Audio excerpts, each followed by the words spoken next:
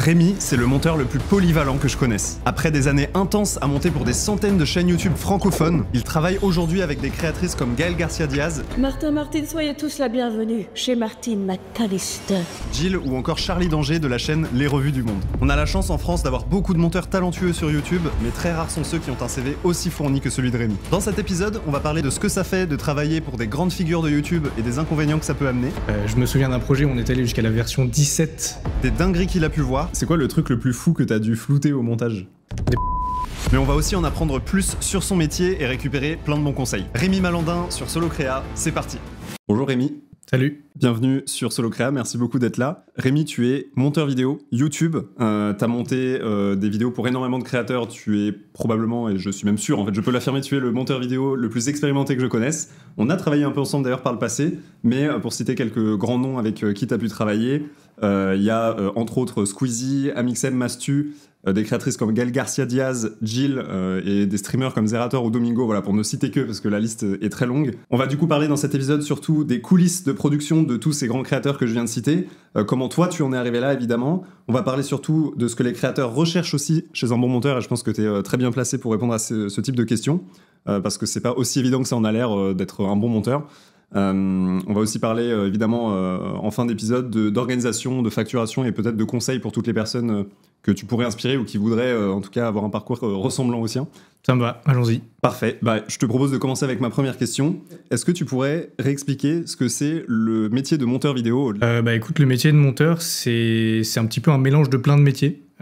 Évidemment, tu dois monter une vidéo, mais tu dois pas faire que ça, à la différence de monteurs dans des milieux plus traditionnels comme le cinéma, la télévision, etc. Mais donc, en premier lieu, c'est raconter une histoire, même si ça va être pour des contenus assez légers ou quoi. Pour moi, le métier de monteur, c'est ça, c'est on va récupérer de la matière brute, la transformer, rajouter des choses, enlever des choses, pour faire en sorte que ce soit un contenu regardable par des personnes. Je pense que c'est un bon fil rouge effectivement pour l'épisode, le fait que monteur vidéo, c'est un rôle qui est connu à la télévision, au cinéma, comme un métier vraiment de technicien, ou alors tu me corriges si je me trompe, parce que voilà, peut-être que je dis n'importe quoi, mais t'as vraiment un cahier des charges très technique à suivre un peu à la lettre, là où sur YouTube et les réseaux de manière générale, mais c'est particulièrement vrai sur YouTube, il y a beaucoup d'à côté qu'il faut gérer.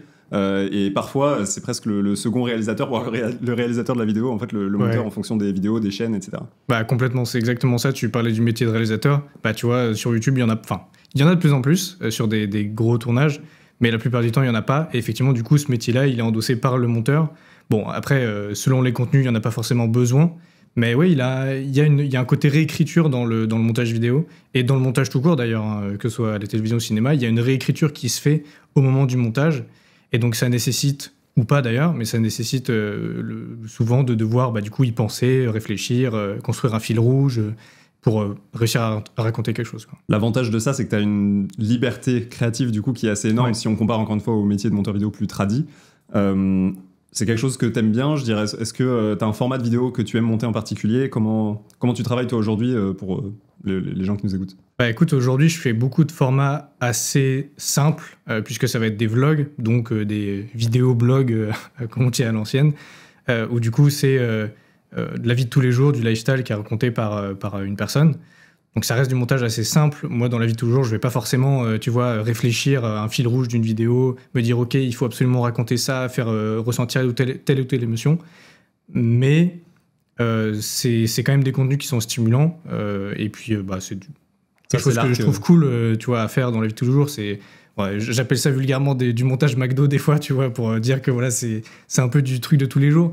Mais ça reste cool à faire. Et après, de temps en temps, quand j'ai des contenus un peu plus lourds, on en reparlera bien sûr quand on viendra à mes clients actuels, mais il y a des vidéos qui sont un peu plus construites, qui sont réfléchies, qui sont scriptées, écrites. Là, c'est très amusant aussi parce que du coup, OK, tu as le taf de technicien dont on parlait tout à l'heure, parce que du coup, tu dois appliquer un cahier des charges. Et effectivement, comme tu disais, sur YouTube, le cahier des charges, il n'est pas forcément comme à la télévision cinéma, mais parfois, tu en as quand même un petit peu. Sur des vidéos comme ça, moi, j'ai un cahier des charges, j'ai une liste de choses à faire, à pas faire, etc. Un ton à adopter, j'ai des instructions, quoi. Et donc, du coup, je disais, donc, ce genre de vidéos sont très stimulantes aussi parce que, en tout cas, moi, dans ce genre de vidéos, j'explore pas mal de choses, notamment sur les vidéos de la chaîne Les Revues du Monde. Il y a beaucoup de motion design, donc ça me permet d'explorer beaucoup de choses, d'aller sur des terrains que je connais pas forcément, de faire des choses que je connais pas, ce que je fais pas toujours du coup sur les formats un peu plus vlog, quoi. Donc les revues du monde, donc Charlie Danger qui est une cliente à toi aujourd'hui. Ouais. En ce moment, l'arc de Rémi en tant que monteur, on va dire, c'est donc la partie. Donc il y a cette chaîne-là, mais aussi les vlogs comme tu viens de le dire. On va parler du coup dans un instant là des grands créateurs du style Squeezie, MXM, etc. Parce que ils ont tous d'ailleurs des manières de travailler différentes par rapport à ce que tu viens de dire. Donc on va y revenir. Mais juste avant ça prend combien de temps de monter une vidéo en moyenne? Parce que je pense que beaucoup de gens ne se rendent pas compte et j'ai l'impression que c'est pas de pire en pire, mais que le niveau en tout cas augmente sur YouTube. C'est drôle parce que c'est vraiment un sujet, je pense que je dois le dire peut-être une fois tous les 2 jours au minimum, mais à chaque fois que je discute avec mes potes monteurs, on se dit à chaque fois, le montage c'est un des métiers les plus chronophages. Bon, évidemment qu'il y en a plein d'autres, mais le ratio temps passé par rapport à ce que tu produis à la fin, tu vois, le temps de visionnage, c'est absurde, c'est vraiment absurde, c'est extrêmement chronophage. Je peux passer des heures et des heures sur un effet qui va durer 2 secondes, tu vois. Tout comme des fois je peux aller beaucoup plus vite, hein, sur des vlogs c'est assez rapide. Quoique de temps en temps il y a des effets qui prennent un peu de temps. Mais du coup pour répondre à ta question, en moyenne c'est compliqué, hein, parce qu'il y a vraiment de tout type de montage, tu vois. Le montage où il y a du motion design dont je parlais juste avant, j'y ai passé plus de 120 heures. Et un vlog, vu qu'on en produit tous les 2 jours, il faut que je fasse ça en moins de 48 heures, quoi. Ça dépend les chaînes, ça dépend les formats. Ouais, ça dépend des formats. Mais si je dois donner un chiffre, pour les vlogs, ce serait, je pense, j'y passe peut-être moins de 10 heures, je pense. Et pour des formats plus longs, ouais, 120 heures, comme je disais. Donc, tu vois, ça peut vraiment aller du tout au tout. Mais donc, trop bien. Donc, bon, voilà, comme on le disait, il y a voilà, tout type de chaîne, tout type de format avec des implications différentes sur le montage. Les créateurs ont des manières différentes aussi de s'organiser, de recruter, de briefer les monteurs et de travailler avec eux. Donc je te propose de passer directement sur ton expérience qui est très vaste et c'est aussi pour ça que je voulais te recevoir. Donc tu as travaillé, comme je le disais en intro, avec des Squeezie, MXM. Aujourd'hui tu travailles beaucoup avec Gaël Garcia Diaz. Rien que ces 3-là déjà ne travaillent pas du tout de la même manière, n'ont pas du tout les mêmes types de contenus. Ouais. Donc si on commence là-dessus, c'est quoi les projets un peu qui t'ont le plus marqué ou les clients peut-être qui t'ont le plus marqué et pourquoi ? Ça, c'est une question, j'ai aucune hésitation à répondre à cette question parce qu'à chaque fois qu'on me la pose, il y a un seul projet et je pense que ça restera toute ma vie comme ça parce que c'était tellement marquant, c'est de bosser sur les The Event. Et on partage ce truc-là tous les deux, je pense, mais c'était vraiment incroyable, même après tant d'années, parce que du coup, le premier qu'on a fait, c'était en 2018, donc ça commence à dater un peu maintenant. C'était incroyable. Alors, à la fois d'être sur place, de filmer, de vivre le truc sur place, évidemment, c'est aussi ça qui fait que c'était une expérience incroyable, mais aussi de monter derrière. Déjà parce qu'il y avait des contraintes de temps, il fallait sortir le plus vite possible la vidéo et donc la vidéo en question c'était une vidéo coulisses, c'était pas un best-of comme qu'on a pu faire aussi, mais en tout cas moi ce que j'ai fait là-dessus c'était une vidéo coulisses donc qui raconte un peu les backstage de l'événement et donc il y avait beaucoup d'heures de rush et il fallait sortir un truc qui soit potable, une vidéo de 30-40 minutes en moins d'une semaine quoi, donc c'était très très short. Mais c'était tellement stimulant, tellement cool à faire, tu vois. Et surtout, ce que j'ai bien aimé là-dedans aussi, c'était de pouvoir monter mes propres images. Ça, c'est un truc qui me manque un petit peu là maintenant, où c'est pas moi qui filme ce que je vais monter. Et du coup, des fois, t'as certaines frustrations de « Ah, j'aurais bien aimé faire comme ci, comme ça, filmer plutôt de telle manière. » Et donc, de pouvoir filmer et ensuite monter, c'était incroyable parce que j'ai fait exactement ce que j'avais en tête sur place, quoi. Donc ça, c'était trop bien. Donc sans hésitation, le The Event. Je suis d'accord avec ça. Donc pour donner un peu de contexte quand même, ça me semble important. Mais donc ça, c'est un projet effectivement qu'on a pu faire ensemble dans le cadre d'Okamedia. Il y a beaucoup d'autres clients dont on va parler là, pour lesquels en fait, voilà, on a travaillé. Et surtout toi, tu as monté des vidéos dans le cadre d'Okamedia. Et le contexte que je voulais donner, c'est qu'en fait Rémi, ici présent, donc Okamedia, voilà, on va pas refaire toute l'histoire, etc. Mais on a travaillé voilà pour des centaines de créateurs francophones à l'époque, etc. Donc ça remonte, c'était il y a plusieurs années maintenant. Et en fait, Rémi a toujours été un peu notre arme secrète, notre botte secrète pour réussir à récupérer justement de nouveaux clients en faisant un perfect en fait tout simplement sur souvent les montages un peu d'essais qui peuvent se faire quand un créateur veut tester un nouveau monteur. Et dans ce cadre-là, c'était toujours Rémi qui prenait le projet et ce qui nous permettait en gros de sécuriser le client. Donc c'est pour ça que tu es vraiment parmi les centaines de monteurs que je connais ou avec qui j'ai travaillé ou parlé, la meilleure personne je pense pour donner des conseils et venir ici. Donc juste merci, voilà, j'en profite au passage. Donc The Event, voilà, exceptionnel. Moi j'ai eu la chance en plus d'y participer sans me taper le défi incroyable du montage derrière, c'est ça. Une semaine sans dormir. Moi j'avais l'aspect cool de juste pas dormir la semaine sur place et j'ai pu dormir celle d'après. Comment ça se passe pour voilà, citer un peu les têtes d'affiche, comment travaille Squeezie par exemple avec ses monteurs ou MXM, c'est quoi un peu les méthodes des grands créateurs Est-ce qu'il y a des choses différentes avec eux par rapport aux petits? Alors pour le coup, Squeezie, nous on avait bossé avec lui, du coup c'était à l'époque d'Okamedia.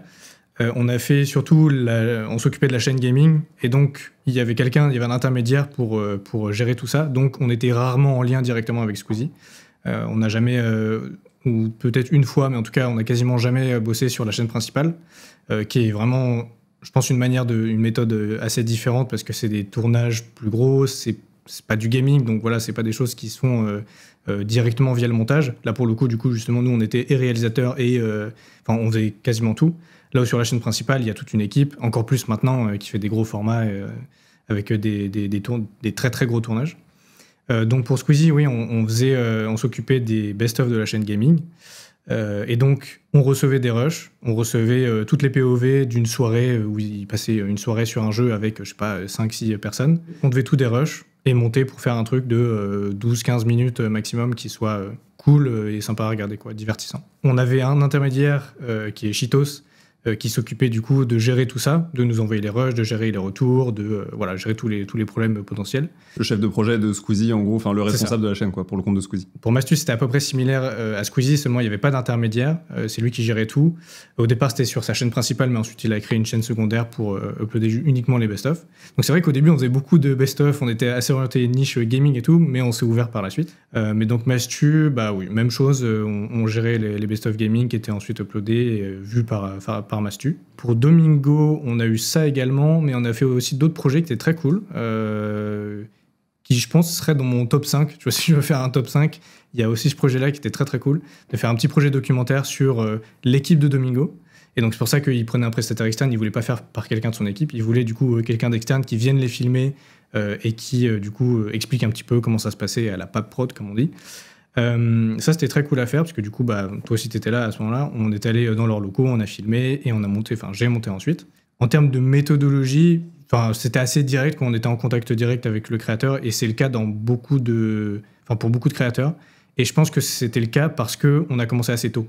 Si on devait faire la même chose là maintenant, on aurait peut-être, tu vois, 1 ou 2 voire 3 intermédiaires, parce que ils se sont constitués une équipe. Et donc, ils n'ont plus besoin de faire eux-mêmes les reviews de tous les montages qui vont sortir sur la chaîne, etc. Petite pause, extrêmement rapide, juste pour te parler de notre plateforme Web Talent, qui permet aux freelances des réseaux de mettre leur profil et leur portfolio en avant auprès des créateurs de contenu. Donc si tu es monteur vidéo, graphiste, auteur ou n'importe quel autre métier qui a les créateurs comme clients finalement, tu peux voir les offres de recrutement qui sont live actuellement sur la plateforme et t'inscrire en 2 clics si tu le souhaites, via le lien en description. C'est complètement gratuit, j'espère que ça t'aidera à trouver de nouveaux clients, et si tu es créateur ou créatrice, j'espère que ça te permettra de recruter la future pépite de ton équipe. Merci beaucoup et retour tout de suite à la vidéo. Est-ce que tu as ressenti un niveau d'exigence différent chez des Squeezie, Amixem, Mastu que chez des plus petits créateurs? Squeezie, c'était pas tant des exigences, mais c'était arriver à reproduire la même chose que ce qu'il y avait avant. Parce que les best-of sont très, sont très normés. Tu vois, sont très codifiés, voilà. Et il fallait respecter ça. Mais après, pour moi, c'était pas des exigences, tu vois. C'était juste, il faut réussir à calquer ce qui était fait avant. Pour Domingo, il avait plus une vision storytelling. Il voulait que ça raconte quelque chose.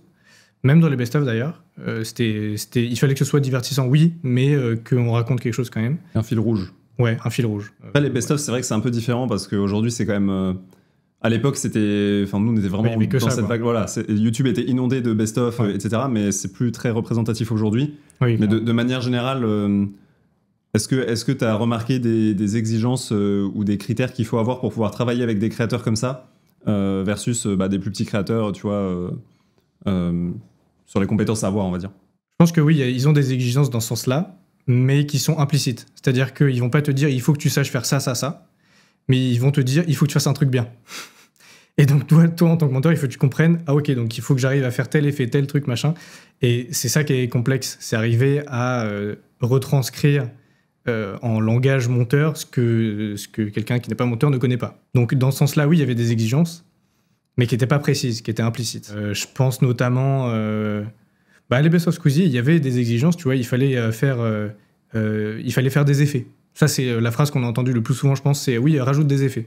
Oui, d'accord, mais quoi? Je fais quoi exactement, tu vois? Et là, on rentre dans le sujet du est-ce qu'un monteur, il est technicien ou réalisateur, je sais pas, directeur créatif, tu vois? Ça, c'est une grande question, on pourrait y revenir après si tu veux, mais oui, dans ce sens-là, du coup, oui, effectivement, ils avaient des exigences. À noter que là, c'est bien parce que tu vas là où justement, j'étais curieux d'avoir ton avis. c'est qu'il y a effectivement parfois pas une incompétence, mais en tout cas un manque de connaissances de la part du créateur, techniquement parlant, effectivement, qui va juste dire, bah voilà, faut que ce soit mieux, mais qui sait pas l'exprimer. Et il y a aussi ceux qui font des mauvais briefs. Oh oui, aussi, oui. On connaît bien ça. Et donc là, j'aimerais qu'on parle, alors pas du coup pour un sujet de mauvais brief, mais juste pour expliquer aussi la différence de typologie de projet et à quel point c'est différent à gérer en tant que monteur.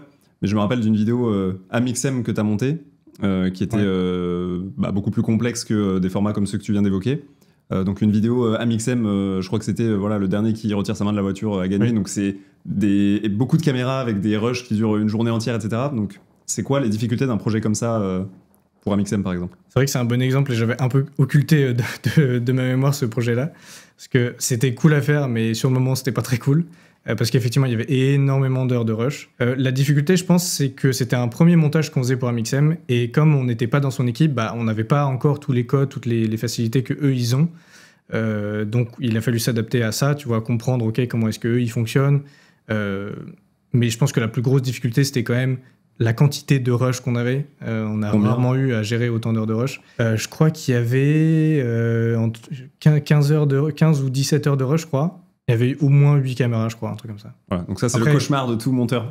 Après, évidemment, on va pas se taper les 8 heures fois 15, enfin les 8 caméras fois 15 heures, pardon. Mais oui, du coup, c'était compliqué à gérer parce que plus tu ajoutes de caméras, plus c'est compliqué techniquement. Bon, on reviendra peut-être aussi sur ce sujet de la partie technique du monteur. Et meilleur, il faut être aussi sur l'œil parce que du coup, c'est des choix un peu artistiques, etc. Donc sur un cas comme ça, c'est une question de OK, quel plan je choisis versus les 7 autres qui sont disponibles. Surtout que là, l'enjeu aussi, c'était qu'il y a un jeu derrière, tu vois. Il y a une personne qui, à la fin, doit gagner un objet, en l'occurrence une voiture. Donc c'est pas rien quand même. Et du coup, l'enjeu, c'était d'arriver à retranscrire tout ce qui s'était passé durant le jeu. Tu vois, tous les petits détails de « Ah, lui, il a retiré sa main à tel moment » ou alors il l'a bougé, on sait pas trop. Est-ce qu'il y a... Parfois, tu vois, il y avait eu... il me semble qu'il y a un moment où il y a une personne qui glisse sa main, mais on sait pas si elle l'a vraiment retirée. Donc il y a ces enjeux-là aussi. Il y a une phase de build-up où il faut ajouter de la tension, etc. Enfin, en fait, il y a énormément de choses qui sortent de l'aspect purement technique. On en parlera après, justement, peut-être aussi des erreurs les plus courantes que tu vois chez les monteurs vidéo et qui font la différence, en fait, justement, pour pouvoir travailler... avec des clients peut-être plus intéressants, plus gros, voilà, en fonction des ambitions de chacun. Mais du coup, c'est un bon exemple, ouais, je trouve. Bon, après, c'est un bon exemple, mais on a rarement des vidéos comme ça. Après, les monteurs d'Amixem, eux, ils en ont peut-être plus souvent, parce qu'il y a souvent des concepts comme ça. Mais ouais, c'était un gros challenge. Il fallait réussir à rendre le tout divertissant, tu vois, qu'on n'ait pas une vidéo de 2 heures, parce que ça... Bon, cela dit, maintenant, il y en a de plus en plus des formats comme ça, mais 2 heures, ça reste quand même assez long. Mais donc, il faut réussir à condenser 15 heures en 45 minutes, 1 heure grand maximum. Arriver à rendre le tout divertissant, qu'on comprenne bien, qu'on voit tout ce qui s'est passé. Et puis aussi rajouter des éléments... il y avait un petit peu de motion design, tu vois, pour expliquer les règles, des trucs comme ça. Donc, ouais, c'était assez challengeant. Mais c'était cool. C'était cool à faire. Est-ce que tu as vraiment des projets bourbiers qui sortent du lot ou des clients vraiment particulièrement exigeants, qui sont compliqués à gérer, vraiment pour donner des exemples? Je sais pas si tu veux qu'on name drop ou pas. Vas-y, name drop. Voilà. J'en ai un en tête, effectivement, et qui, je pense, va parler à beaucoup de monteurs qui ont pu bosser pour lui, potentiellement. C'est Henri Tran, que je salue et qui est très sympa, mais qui est très, très exigeant. On parlait des exigences tout à l'heure. Je me souviens d'un projet où on est allé jusqu'à la version 17 d'une vidéo. Donc, du coup, pour ceux qui ne savent pas de quoi on parle, c'est... on envoie une première version au client et il nous fait des retours en fonction de ce qu'il faut ajouter, retirer. Voilà, il nous fait des retours, des modifications. Et ben du coup, on est allé jusqu'à la version 17. Donc il y a eu 16 allers-retours pour arriver à une version finale qui était publiable selon lui, quoi. Sachant que la moyenne, on va dire, ça va être V2, V3, V4 quand vraiment c'est un projet important ou qu'il y a des problèmes ou autre. Mais c'est assez rare en vrai de dépasser V3, V4. Franchement, je crois que ça fait plus de 2 ans que j'ai pas fait une V4, tu vois. Moi, je dépasse pas les V3. Les V3. Ouais. Sur un client récurrent, vraiment, c'est V1 ou V2 max. Voilà. Et sur moi, vu que clients, c'est V3, V4. Mes clients actuels sont des clients très réguliers, donc je sais exactement ce qu'ils veulent pas. Donc, généralement, il y a une V2 parce que voilà, il faut couper des trucs ou quoi. Et s'il y a une V3, c'est parce qu'en fait, il y a des retours d'une marque, tu vois, du sponsor, qui fait ses retours après souvent. Mais du coup, voilà, il y a rarement plus d'une V3, quoi. Donc V17, c'est vraiment, vraiment exceptionnel. Henri, effectivement, ouais, très exigeant. C'est respectable de fou. Enfin, de voir que, tu vois, à tout niveau. Ah, il est impliqué à fond dans son truc, quoi. Dans les moindres détails, veut, etc. Il y a des créateurs qui vraiment délèguent tout, etc., qui prennent un peu de hauteur, on va dire, par rapport à des sujets comme ça. Et pour le coup, Henri, ouais, il reste vraiment soigneux jusque dans les moindres petits détails. Et c'est assez rare, je pense, pour le souligner, à ce niveau-là de fame, on va dire, d'un créateur. C'est quoi le tournage peut-être le plus chaotique que tu as eu, qui s'est déroulé et que toi, tu as eu à monter derrière Effectivement, j'ai un exemple de ça qui est assez récent d'ailleurs. Du coup, c'était pour Charlie, que je salue également. Donc Charlie Danger pour la chaîne Les Revues du Monde. En fait, j'avais demandé à ce que le projet soit déjà dérushé parce que j'avais pas le temps de le faire. Tu vois, justement pour anticiper le fait que j'allais potentiellement devoir dépasser, je me suis dit ok, pour une fois je demande à ce que ce soit pré-dérushé, comme ça je perds pas de temps là-dessus, surtout que c'est pas ma partie préférée, je pense, et c'est le cas de beaucoup de monteurs, mais donc du coup j'ai demandé à ce que ce soit pré-dérushé, et il s'avère que ça n'est pas un monteur qui a dérushé, c'est le cadreur qui a dérushé, et force à tous les cadreurs, les gars vous êtes trop forts, mais vous n'êtes pas des monteurs malheureusement, et donc ça a créé des problèmes derrière de... bon, déjà, il travaillait sur un logiciel qui n'est pas du tout le même que le mien, donc on a eu des problèmes pour s'échanger le projet. Et même en termes de dérush pur, de technique pure, c'était pas exactement comme je le voulais, forcément, parce que du coup, c'est pas moi qui l'avais fait. Il y avait plein de petites choses qui n'étaient pas parfaites, des cuts, donc des coupes qui n'étaient pas exactement comme je le voulais. Ce qui m'a pas tellement avancé du coup au final de demander le dérush avant. Donc c'était pas chaotique, tu vois, mais c'est le genre de problème auquel on doit faire face très souvent. Là c'est une anecdote récente, mais en vrai je dois sûrement en avoir d'autres dont je me souviens plus. Ça arrive assez souvent, surtout qu'en plus c'est souvent soit filmé par des... Il y a même souvent des vidéos qui sont filmées par des gens qui sont pas du tout cadreurs, etc. C'est aussi, notamment vrai chez les créateurs qui débutent et qui sont pas entourés, qui sont tout seuls. Effectivement. Mais c'est vrai que rien que la transmission d'un projet, parfois, elle est galère, avant même de commencer à travailler dessus en tant que monteur. Et puis il y a toute la partie technique, bon, ça sert à rien de rentrer précisément dans la technique, mais effectivement, les petits créateurs sont pas des techniciens. Donc parfois, ils connaissent pas très bien leur caméra, ils vont pas savoir comment bien la régler. Encore très récemment, j'ai encore un exemple avec Gaël justement qui gère pas super bien sa caméra de vlog, et quand on a des vlogs à monter c'est un peu compliqué. Là du coup dernièrement une vidéo qui sort au moment où on tourne, elle sort là dans quelques heures, où elle a dû sortir là maintenant. Voilà. Et donc c'était un vlog à monter, et en fait elle avait pas de bonnette sur son micro, ce qui fait que dès qu'il y a du vent on n'entend rien, c'est un enfer. Et donc là, toi, en tant que monteur, tu es là et tu ne peux rien faire. On a des outils, tu vois, pour essayer de récupérer un peu le son, mais c'est jamais parfait. Donc, tu sous-titres, mais là, c'était au point que tu pouvais même pas sous-titrer ? Il y a certains trucs que j'ai dû sous-titrer, mais la plupart, je les ai juste enlevés parce que ce n'est pas forcément nécessaire de les garder. Parfois, j'ai réussi à récupérer un petit peu avec des plugins qui nous permettent de récupérer un petit peu le son, mais il faut bricoler. Et tu vois, ça c'est une autre grosse partie du métier de monteur. Oui, tu dois penser au fil rouge, tu dois penser au storytelling, etc. Mais tu dois aussi bricoler. Tu as une grosse partie, et qui pour moi d'ailleurs est la majeure partie du métier de monteur, c'est que tu es technicien. Tu dois gérer de la technique, tu dois gérer des problèmes constamment, que ce soit avec ton matériel ou avec la matière qui t'a été donnée, mais c'est gérer des problèmes techniques. Et là, en l'occurrence, c'était exactement ça. C'est, tu vois, bricoler, trouver des solutions pour que ce soit regardable, parce que c'est pas faisable de refaire les rushs, tu vois. C'était un vlog, donc pas possible. Et encore là, heureusement, on parle d'un vlog, effectivement, mais là, ces dernières années, particulièrement sur YouTube, la taille des projets avec la méta un peu des grosses productions a considérablement augmenté. Les budgets, du coup, qui vont avec aussi. C'est quoi, toi, le projet avec le plus gros budget sur lequel tu as pu travailler ? Il y en a peut-être plusieurs, si tu en as en tête. Alors, le plus gros projet... En termes de rémunération pour moi, c'était pas le projet le plus gros en termes de tournage. Par contre, j'ai en tête un montage que j'ai fait pour Gaël, qui est du coup une émission qui s'appelle Question pour un shampoing, qui reprend la fameuse émission évidemment. Et ça, du coup, c'était une grosse production parce que c'était en plateau, il y avait des invités, il y avait beaucoup de personnes au tournage. Il me semble, si tu veux, du chiffre dropping, que le tournage a coûté 50K. Voilà, mais après moi c'était pas forcément le truc sur lequel j'étais plus rémunéré, tu vois. Mais c'était un gros projet pour moi. C'était pas le plus gros projet, mais c'était un gros projet. Et du coup là t'as une responsabilité qui est énorme en tant que monteur quand tu récupères vis-à-vis de Gaël. Du coup dans ce cas-là tu récupères un projet qui lui coûte 50 000. Oui, du coup effectivement il faut pas faire de la merde évidemment. Et l'autre truc important, et ça rebondit sur ce que je disais avant, tu vois, c'est gérer des problèmes techniques, c'est que c'était pas prévu qu'il y ait de l'étalonnage ni du mixage. Donc ça veut dire que c'était à moi de le faire. Or, je ne suis pas ingénieur du son et je ne suis pas étalonneur. J'en fais évidemment, mais voilà, c'est pas mon métier, donc ça pouvait pas être parfait. Et du coup, ça, j'avais prévenu en amont. J'ai dit, bah voilà, je suis pas étalonneur, je suis pas ingénieur du son, donc je vais faire ce que je peux faire, mais ce sera pas forcément parfait. Surtout que vu qu'il y a des invités, chaque invité a un micro, et donc ça rend le truc plus compliqué parce qu'il faut mixer à chaque micro. Bon, bref, je passe les détails techniques. Et du coup, on est arrivé à la fin où j'ai fait donc ce que je pouvais faire. Et forcément, ça n'a pas plu parce que il y avait plein de petites choses qui n'étaient pas forcément bien faites. L'étalonnage n'était pas parfait parce que je ne suis pas étalonneur. Et du coup, on s'est retrouvé en urgence à devoir trouver un étalonneur et un ingénieur du son à qui j'ai dû filer le projet. Mais du coup, il y a tout un aspect conformation. Je ne rentre pas dans les détails techniques, mais il fallait, pour que j'envoie le projet à ces deux personnes-là, faire plein d'étapes techniques qui étaient longues et chiantes. Et donc, ça nous a retardé, tu vois. Et donc là, voilà, on rentre en plein dans le gérer des projets bourbiers,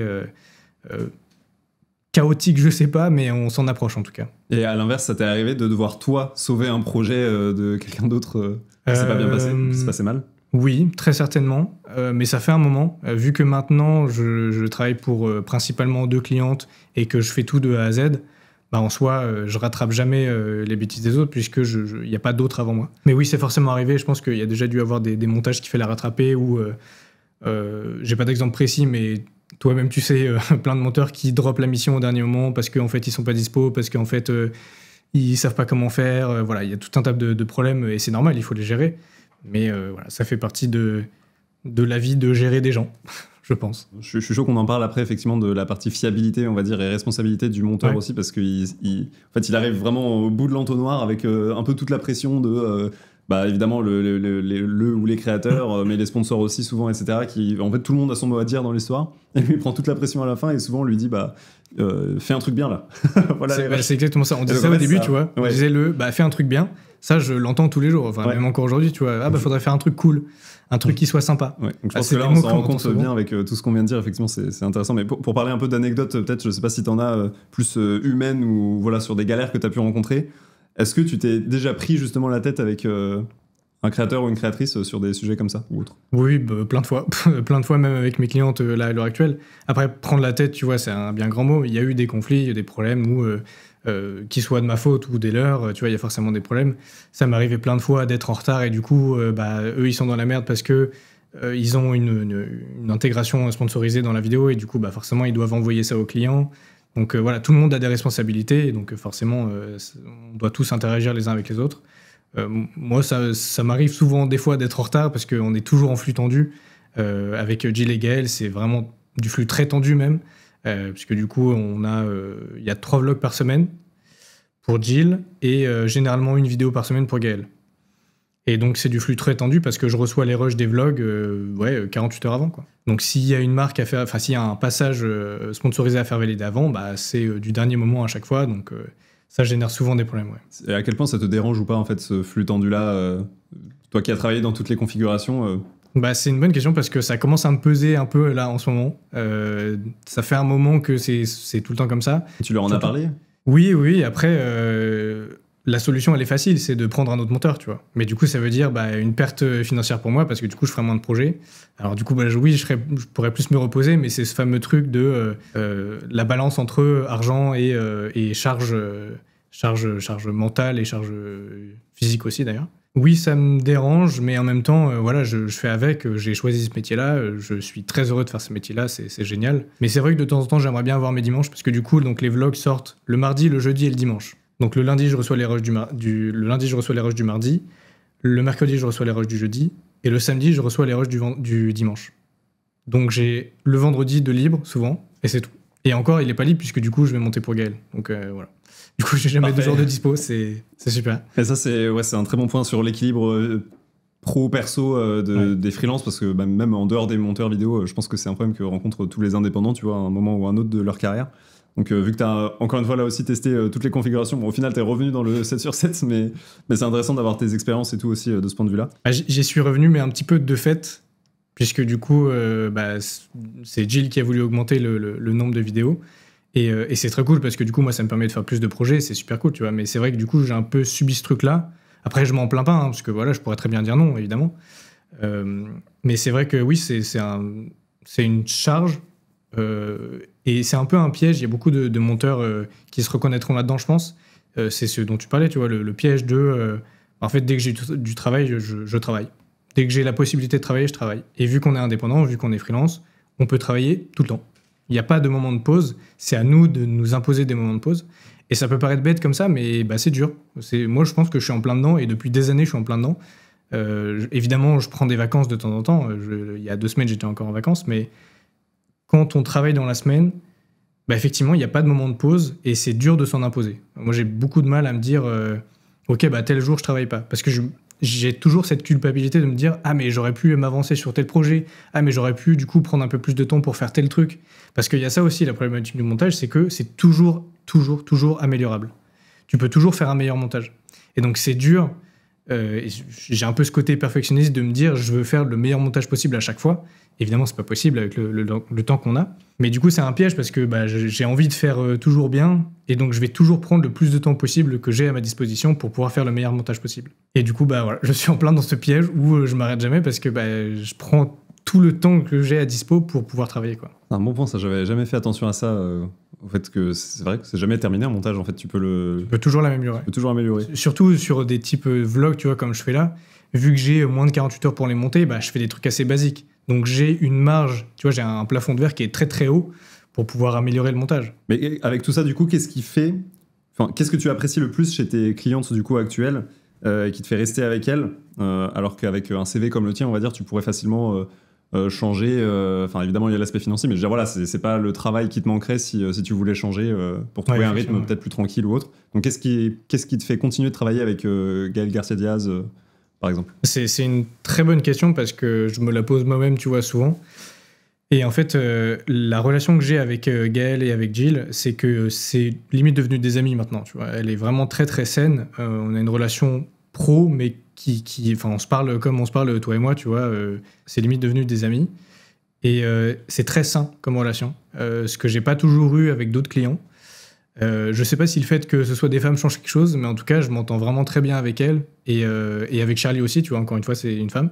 Ouais, la relation est saine, il n'y a pas de toxicité. Quand il y a un conflit, bah, on le résout, on communique. Je pense que c'est ça le gros point, c'est la communication. On communique très bien.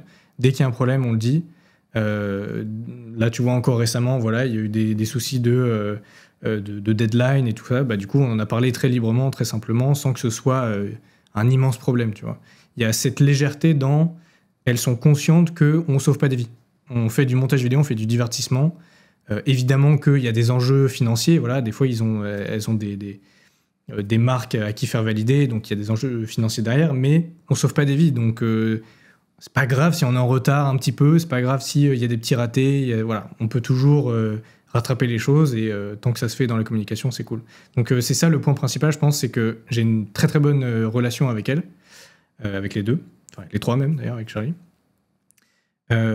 C'est aussi je pense la diversité de contenu que je peux faire parce que du coup pour Jill donc c'est principalement des vlogs mais il y a aussi d'autres formats. Là du coup justement cette semaine je suis en train de bosser sur une vidéo qui est un petit peu plus un peu plus travaillée où elle fait une visite d'un parc animalier et donc c'est plus produit. Tu vois il y avait un cadreur sur place, il y a des prises qui sont refaites etc. Donc ça change du montage vlog lifestyle. Avec Gaël aussi, pareil, c'est très stimulant parce que c'est très souvent des formats différents. Il y a un format qui revient souvent qui est le crash test où en fait elle va tester des produits cosmétiques. Donc ça, c'est un format qui est très codifié que je sais faire parfaitement. Mais parfois, tu vois, elle fait des vlogs. Là, justement, cette semaine, elle sort un vlog. Parfois, ça va être des choses un peu plus comme des montages comme Squeezie, tu vois, avec du fit and fun.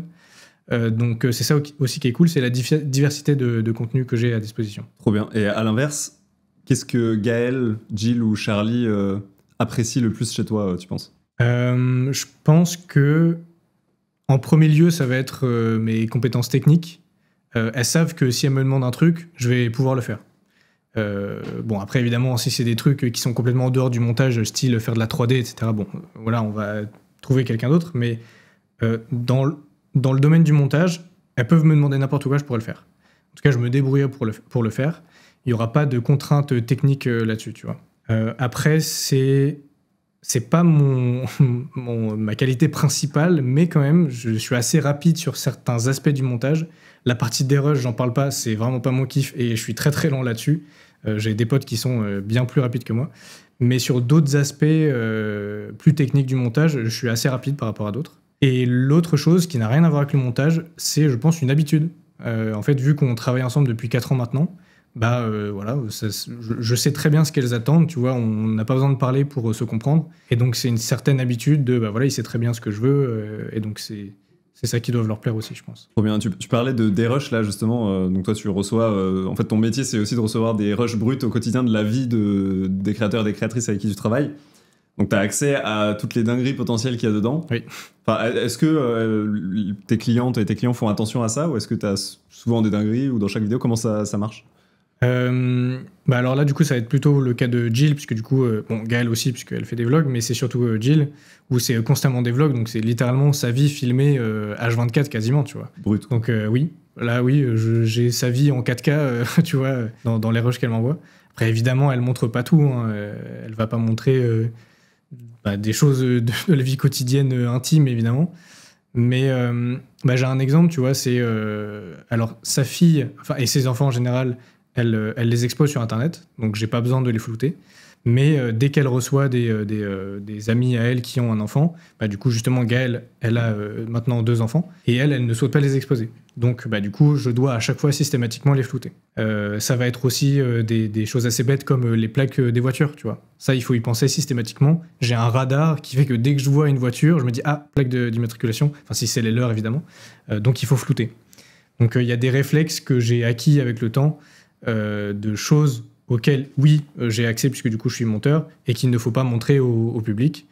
Donc ça va être des visages ou des plaques ou des éléments qui peuvent permettre aux gens de trouver l'adresse aussi, tu vois, de Jill, puisqu'elle montre beaucoup l'endroit où elle vit, forcément sa maison. Et donc il faut flouter certaines choses pour pas que ce soit reconnaissable. Ok, et parmi du coup tes clientes actuelles et tous les clients passés avec qui tu as pu travailler, c'est qui le créateur ou la créatrice avec qui tu as le plus aimé travailler humainement? En vrai, je pense que c'est mes clientes actuelles. Humainement parlant, c'est vraiment elle, parce que la relation est vraiment trop bien, ça se passe trop bien. On est potes, et puis d'ailleurs, souvent on parle aussi d'autre chose que de la partie professionnelle, tu vois. Donc, humainement, c'est vraiment Jill et Gaëlle. Les deux sont pareils, et je pense que c'est pour ça qu'elles sont potes d'ailleurs. Mais les deux sont vraiment top humainement, elles sont saines d'esprit, elles sont très professionnelles. Tu vois, elles vont savoir gérer un problème pro assez facilement, sans le prendre personnellement, ou en tout cas, elles ne le montrent pas. Mais ouais, les deux savent très bien gérer. Et de toute façon, ça se voit. Hein. Gaëlle, elle a monté une entreprise. Elle a beaucoup de personnes qui travaillent pour elle maintenant. Donc, c'est quelqu'un qui sait gérer l'aspect professionnel, qui sait gérer les relations humaines. Et Jill, pareil. J'avais des petites questions par rapport à, on va dire, à l'aspect communauté, tu vois, les vues, parce qu'à la fin, tu produis quand même des contenus. Du coup, tu montes des contenus qui sont vus par des millions de personnes. Est-ce que quand une vidéo flop, tu te sens responsable? Ou est-ce que t'as tendance à te dire ok, c'est la vidéo qui était pas bien, ou juste les gens sont... Enfin, tu vois. Je pense que je me sentais responsable, mais plus maintenant. Je me suis vraiment détaché. Je pense que ça fait un moment, en vrai, ça doit faire au moins 2-3 ans que je me suis détaché de ça. Avant, oui. Souvent, j'allais regarder les stats et tout, les vues, les commentaires, machin. Je pense que j'ai pas fait ça depuis des années. Je regarde plus du tout ni les vues, ni les commentaires, ni rien du tout. Parce qu'en fait, je pense pas que ce soit mon métier. Mon métier, c'est de faire en sorte que mon client soit content. Moi, tu vois, je le vois comme ça. Évidemment, c'est la partie technique, tout ce qu'on a dit avant. Mais moi, si je dois résumer simplement mon métier, tu vois, d'une manière juste très globale, c'est faire en sorte que mes clients soient contents. Et donc, tant qu'ils sont contents, moi, ça me va. Et même si la vidéo flop, c'est pas grave. Oui, évidemment que du coup, ça va les impacter eux, parce que si la vidéo flop, eux, ils vont être mécontents, ils auraient bien aimé qu'elle floppe pas, évidemment. Donc, dans ce sens-là, ça m'impacte indirectement. C'est de l'empathie, quoi. Ouais. Voilà, c'est plus de l'empathie pour le client que de me dire « Ah merde, qu'est-ce que j'aurais pu faire dans mon montage pour faire mieux ?» Dans les montages que je fais, je pense qu'il y a peu de choses qui sont réellement... Enfin, comment dire ? Je pense pas que la viralité de la vidéo dépend énormément de ce que je vais faire dans le montage. Attention, je nuance, c'est vraiment dans mon domaine à moi. Si on prend les vidéos de Squeezie, tu vois, ce qui fait que les vidéos marchent bien, c'est évidemment le concept, les invités en premier lieu. C'est ça en énorme partie. Mais il y a une petite partie aussi, je pense, de le montage est cool, tu vois. Je pense que c'est devenu une référence pour les gens. Les montages des vidéos Squeezie sont incroyables, il y a plein de SFX et tout. Parfois peut-être un petit peu trop, Monsieur Meunier, on vous regarde. mais les montages sont quand même vachement cool. Moi, à chaque fois que je regarde une vidéo Squeezie, je suis émerveillé par le montage, ce qui m'arrive jamais pour d'autres montages, tu vois. Donc c'est quand même incroyable. Ouais. Enfin, C'est un truc émerveillé, spécifique c'est aux un vidéos bon, de mais Squeezie. ouais, c'est vraiment les vidéos de Squeezie. Et ça se voit qu'il y a d'autres monteurs qui essayent de calquer un petit peu ce type de montage. C'est pas forcément une multitude d'effets, mais ça va être des effets ultra bien produits à des moments bien précis. Et par contre, sur l'ambiance sonore, c'est énormément d'effets sonores, tu vois, qui sont additionnés les uns avec les autres. Et ça, d'ailleurs, c'est un conseil que je donnais déjà il y a des années maintenant, c'est de pouvoir stacker les effets sonores. C'est, tu vois, tu me demandais du coup les erreurs des monteurs. Bon, on reviendra dessus, hein, il y en a plein d'autres, mais une des erreurs, c'est de se contenter de mettre juste un effet sonore ou une musique et de ne plus y toucher. Ce qui fait la richesse d'un montage, c'est d'arriver à mettre beaucoup d'éléments les uns avec les autres et ça rend quelque chose de bien mieux. Et c'est ce que fait du coup Théo Meunier dans les montages de Squeezie. Mais oui, effectivement, les montages de Squeezie sont très particuliers, ils sont à part pour moi. Ils ressemblent en rien à d'autres montages qui sont sur le YouTube français. Et on disait quoi à la base? J'ai oublié. Ça rien de plus. C'est parfait, merci pour ça. Mais c'est vrai, pour souligner ce que tu disais sur les SFX notamment, pour donner un exemple peut-être plus concret et compréhensible, souvent par exemple un bruitage par exemple qu'on appelle le whoosh pour une transition, en fait on a plein de bruitages comme ça basiques qui existent, mais si on commence à les empiler, à jouer un peu avec les spectres audio ou à... Enfin voilà, je sais pas, j'ai pas envie de dire n'importe quoi, mais si tu mets un riser, tu vois, si tu rajoutes des SFX par-dessus à la fin ou au début, etc., ça va vraiment créer des ambiances sonores de fou, et pour des formats, c'est extrêmement important. Donc tu parlais des vidéos de Squeezie, mais je sais pas, sur des formats thread d'horreur aussi sur lesquels tu as pu travailler, ce genre de choses. Il y a une ambiance sonore vraiment, si elle est pas là, la vidéo est flinguée, quoi. C'est particulièrement important à mettre. Exactement. De plus récent que les thread d'horreur, parce que les thread d'horreur, ça fait un moment que j'en ai fait. Mais, pas thread d'horreur, mais en vidéo... Oui, non, mais je remettais sur ce que tu disais. La dernière vidéo pour Charlie que j'ai fait, alors pas la dernière mais celle d'avant, il y a eu un gros travail de sound design. Donc le sound design, c'est ce que tu viens de dire, c'est l'ajout de bruitage, etc. Il y a eu un gros travail dessus parce que justement j'avais fait du motion design. Et donc pour moi ça va de pair, quand tu fais du motion design, tu dois ajouter des bruitages parce qu'en fait tu rajoutes à l'écran des choses qui n'existaient pas du tout. Tu pars de rien et tu rajoutes... donc le motion design, c'est... ça va être compliqué à définir, mais c'est un ensemble d'animations à l'écran, quoi. C'est un ensemble d'animations graphiques qu'on ajoute pour illustrer ce que la personne dit, pour rajouter des choses, voilà, c'est pour expliquer, etc. Et donc pour moi, ça va de pair avec le sound design, parce que dès que tu rajoutes quelque chose qui n'était pas dans les rushs à la base, sans son, tu vois, il manque quelque chose. Et souvent, la justification que je donne pour d'autres monteurs à ça, c'est que dans la vie de tous les jours, tout a un son. Chaque micro-chose a un son, chaque micro-déplacement, tout produit des sons. Et donc, si tu veux retranscrire quelque chose et que ce soit naturel, que ce soit agréable à écouter, en fait, il faut faire pareil. Dès que tu vas ajouter des choses graphiques, du coup, il faut que ça réponde avec un effet sonore derrière. Et tu penses que mon exemple des whoosh, il était mauvais? Parce que je t'ai vu rigoler. Non, c'est parce que t'as dit spectre audio et tout, du coup, t'es parti dans des noms techniques. J'ai cancel, mais je trouve l'exemple des whoosh est intéressant parce que tous les monteurs, je pense, sont au moins un whoosh, tu vois. Oui, bien sûr, ouais. Mais en fait, je trouve que le whoosh, tu vois, un whoosh aigu versus un whoosh grave, cette discussion... c'est vraiment très technique, là. Ouais. Très technique, mais je veux dire, bref, je sais pas si on peut mettre des exemples, j'essaierai d'en mettre à l'écran sur des transitions. Des fois, un whoosh aigu, ça va être cringe de fou, alors qu'un bon whoosh bien... Je sais pas si ça a en rapport avec le ton, enfin le pitch. Ouais, c'est vrai, c'est pas mais c'est plus la qualité du whoosh, tu vois. Ouais, bien sûr. Souvent, quand tu vas taper whoosh sound effect sur YouTube, tu vas tomber sur plein de trucs, mais ils ont une qualité pas ouf. Et c'est plus ça, tu vois.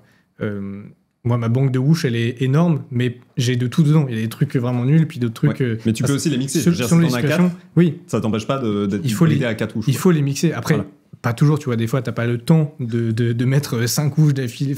Désolé, j'ai fait une fixette sur les whoosh, mais en vrai, on s'en fout des whoosh. Non, mais surtout que c'est le cas sur plein d'autres effets, tu vois. Oui, là, sur la vidéo de Charlie dont je parlais, je pense à, je sais pas, dès que tu fais apparaître une image... Oui, voilà, j'ai un bon exemple. J'avais fait une espèce d'animation un peu comme un papier qui se désécrase, qui s'ouvre, tu vois. Ça, c'est le genre d'animation qu'on fait souvent dans les montages. Je vais pas juste mettre un bruit de papier qui comme ça, j'en mets plusieurs et j'additionne le truc pour qu'il y ait vraiment une cohérence. Et en fait, c'est juste rendre le tout fidèle à la réalité, quoi. Quand tu vas déplier un papier dans la vraie vie, ça va faire quel son? Voilà, essaye de faire la même chose sur le montage. Une bonne conclusion. Faut essayer de reproduire la réalité, finalement. Est-ce que tu penses que les monteurs vidéo sont assez reconnus pour leur travail? Que ce soit financièrement ou juste en termes de gratitude? Ouais, c'est une question compliquée, ça. Faut pas répondre par oui ou par non. Si t'es obligé. Non. Allez, merci. non, mais en vrai, tu penses que c'est un problème aujourd'hui ou... Je sais pas si c'est un problème parce que en vrai, de plus en plus, les monteurs sont mis sur le devant de la scène, mais ça pose pour moi justement une autre question. C'est que on dit, voilà, les monteurs sont pas trop reconnus pour ce qu'ils font et du coup, on les met de plus en plus en avant. Mais moi, en tout cas, j'ai pas forcément envie qu'on me mette en avant. J'ai plus envie qu'on reconnaisse mon travail. Et donc, ça veut dire, et je rejoins ce que je disais tout à l'heure sur contenter mes clients. En fait, tant que mes clients me disent « Ah, trop bien, j'adore ce que tu as fait, tu vois », et c'est le cas, G-Legal me font souvent des retours en disant « Ok, bah du coup, voilà, il faudrait retirer ça, ajouter ça », mais elles ajoutent aussi des commentaires positifs en disant « Ah, j'ai trop aimé quand tu as fait ça », voilà. Ça, je pense que ça participe beaucoup à cet aspect gratification dont les monteurs ont besoin. Mais après, être mis sur le devant de la scène, moi, c'est pas quelque chose qui m'attire. Peut-être que d'autres monteurs ont besoin de ça, tu vois, ont besoin de cette reconnaissance du public, ont besoin de cette reconnaissance... De passer devant la caméra. Moi, c'est pas trop mon truc. Là, c'est exceptionnel que je sois devant une caméra, les gars. D'habitude, moi, je suis derrière. Merci, c'est vrai. Ça n'arrive jamais. Moi, c'est pas mon truc. Juste qu'on me dise, que mon client me dise j'ai bien aimé ce que t'as fait, c'est cool et tout, trop bien. Ça y est, ça fait ma semaine, tu vois, je suis très content. Job's done, je suis content, quoi. Bien sûr, mais il y a 3 aspects. Il y a cet aspect-là, il y a l'aspect reconnaissance du public, mais il y a l'aspect reconnaissance sur un aspect plus financier aussi. Parce qu'en gros, le métier est suffisamment valorisé, je veux dire. Donc, le grand public, j'ai l'impression qu'on commence à prendre de plus en plus conscience de l'importance du monteur. Et il y a des grands big up dans les commentaires, souvent, quand c'est des masterclass, quoi. Ouais, effectivement. Voilà, la relation avec les créateurs, ça, c'est valable avec n'importe quel métier, finalement. Mais financièrement, je trouve, par exemple, que c'est toujours un pourcentage assez faible des budgets de production, souvent, notamment dans la méta aujourd'hui sur des grosses prods. Je trouve que ça fit pas avec le niveau de responsabilité qui tombe sur les épaules du monteur à la fin. Ouais. Quand il y a 50 000 balles de production sur une vidéo, tu vois, et que le monteur prend 2%. Vas-y, guess.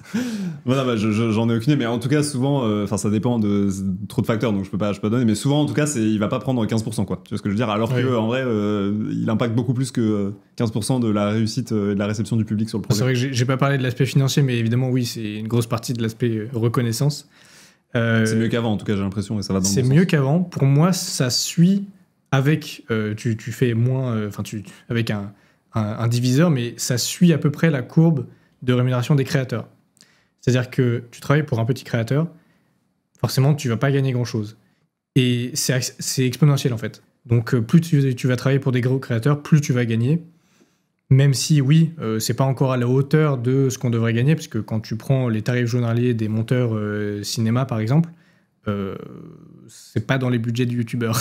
Mais... Sachant qu'ils font un dixième du taf en plus en termes de taf d'à côté, quoi. Oui, oui, ils font un dixième du taf d'un monteur vidéo YouTube en termes de... Oui. Excuse-moi, j'avais pas compris, mais oui, c'est ça. Mais oui, effectivement, on fait le taf de monteur, plus souvent des tafs de ingénieur du son, étalonneur, machin, et on est payé moins. Oui. Mais après, en fait, je suis pas trop à l'aise avec l'idée de parler de ça parce que... Mais t'as plus de liberté créative, c'est ce qu'on disait au début aussi. Oui, effectivement. Mais je suis pas trop à l'aise avec ce sujet-là, non pas parce que... moi, parler d'argent, je m'en fous complètement, on peut en parler, il n'y a aucun souci. C'est plus... Je me sens pas légitime à demander, tu vois, des centaines de milliers d'euros. Quand c'est le cas, tu vois, pour des projets style Charlie, où là, c'est des montages très lourds, qui me prennent beaucoup de temps, je m'investis beaucoup. Là, oui, je me sens légitime à demander une rémunération qui est à la hauteur de ce que je fais. C'est combien, par exemple, du coup, combien tu gagnes aujourd'hui en tant que monteur vidéo, par exemple? Ça dépend. La réponse chiante, mais ça dépend. Bah, t'es freelance, ouais. Mais donc, un bon mois et un mauvais mois, les revenus, c'est en dents de scie. Un mauvais mois, pour moi, ça va être 2500. Et un bon mois, c'est 7000. Ok, donc la fourchette est large, effectivement. Oui, c'est très, très large. Mais en ce moment, là, ces derniers mois, ça va très, très bien. On est plus autour des 5-6 que en dessous. Donc, ça marche très, très bien. Après, c'est évidemment un chiffre d'affaires. Il faut retirer 26% et les impôts derrière. Mais c'est très, très confortable. J'ai absolument pas à me plaindre, tu vois. Et c'est pour ça que je suis pas trop à l'aise avec cette question-là, parce que je fais partie de ceux qui sont bien lotis. Évidemment que si j'étais parmi les monteurs qui font peu de vidéos, qui montent pour des petits créateurs, bah oui, évidemment que je serais en train de te dire « Ah oui, il faut qu'on soit plus valorisé, évidemment ». Mais c'est toute la complexité on est dans un domaine qui est relativement jeune et où la répartition des richesses, elle suit vraiment la rémunération des créateurs. Squeezie, il gagne super bien sa vie, et un moyen créateur, il va bosser tout autant Squeezie et il va gagner 50 fois moins, tu vois.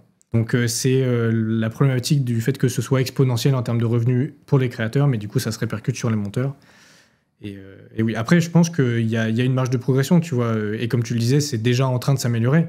Il y a de moins en moins de gens qui demandent des montages gratuits. Ça, on connaissait bien à l'époque. Et en vrai, il y en a toujours maintenant. Hein, mais effectivement, la gratuité de cet aspect montage, il est en train de disparaître un petit peu. En tout cas, j'espère. Et on reconnaît de plus en plus le taf du monteur qui est, en fait, c'est un vrai métier. On n'est pas juste en train de faire 2-3 cuts d'un PC, tu vois, pour après l'école ou je sais pas quoi. Non, c'est un vrai métier. Il y a des gens qui en vivent. Moi, ça fait 10 ans maintenant que j'en vis, tu vois.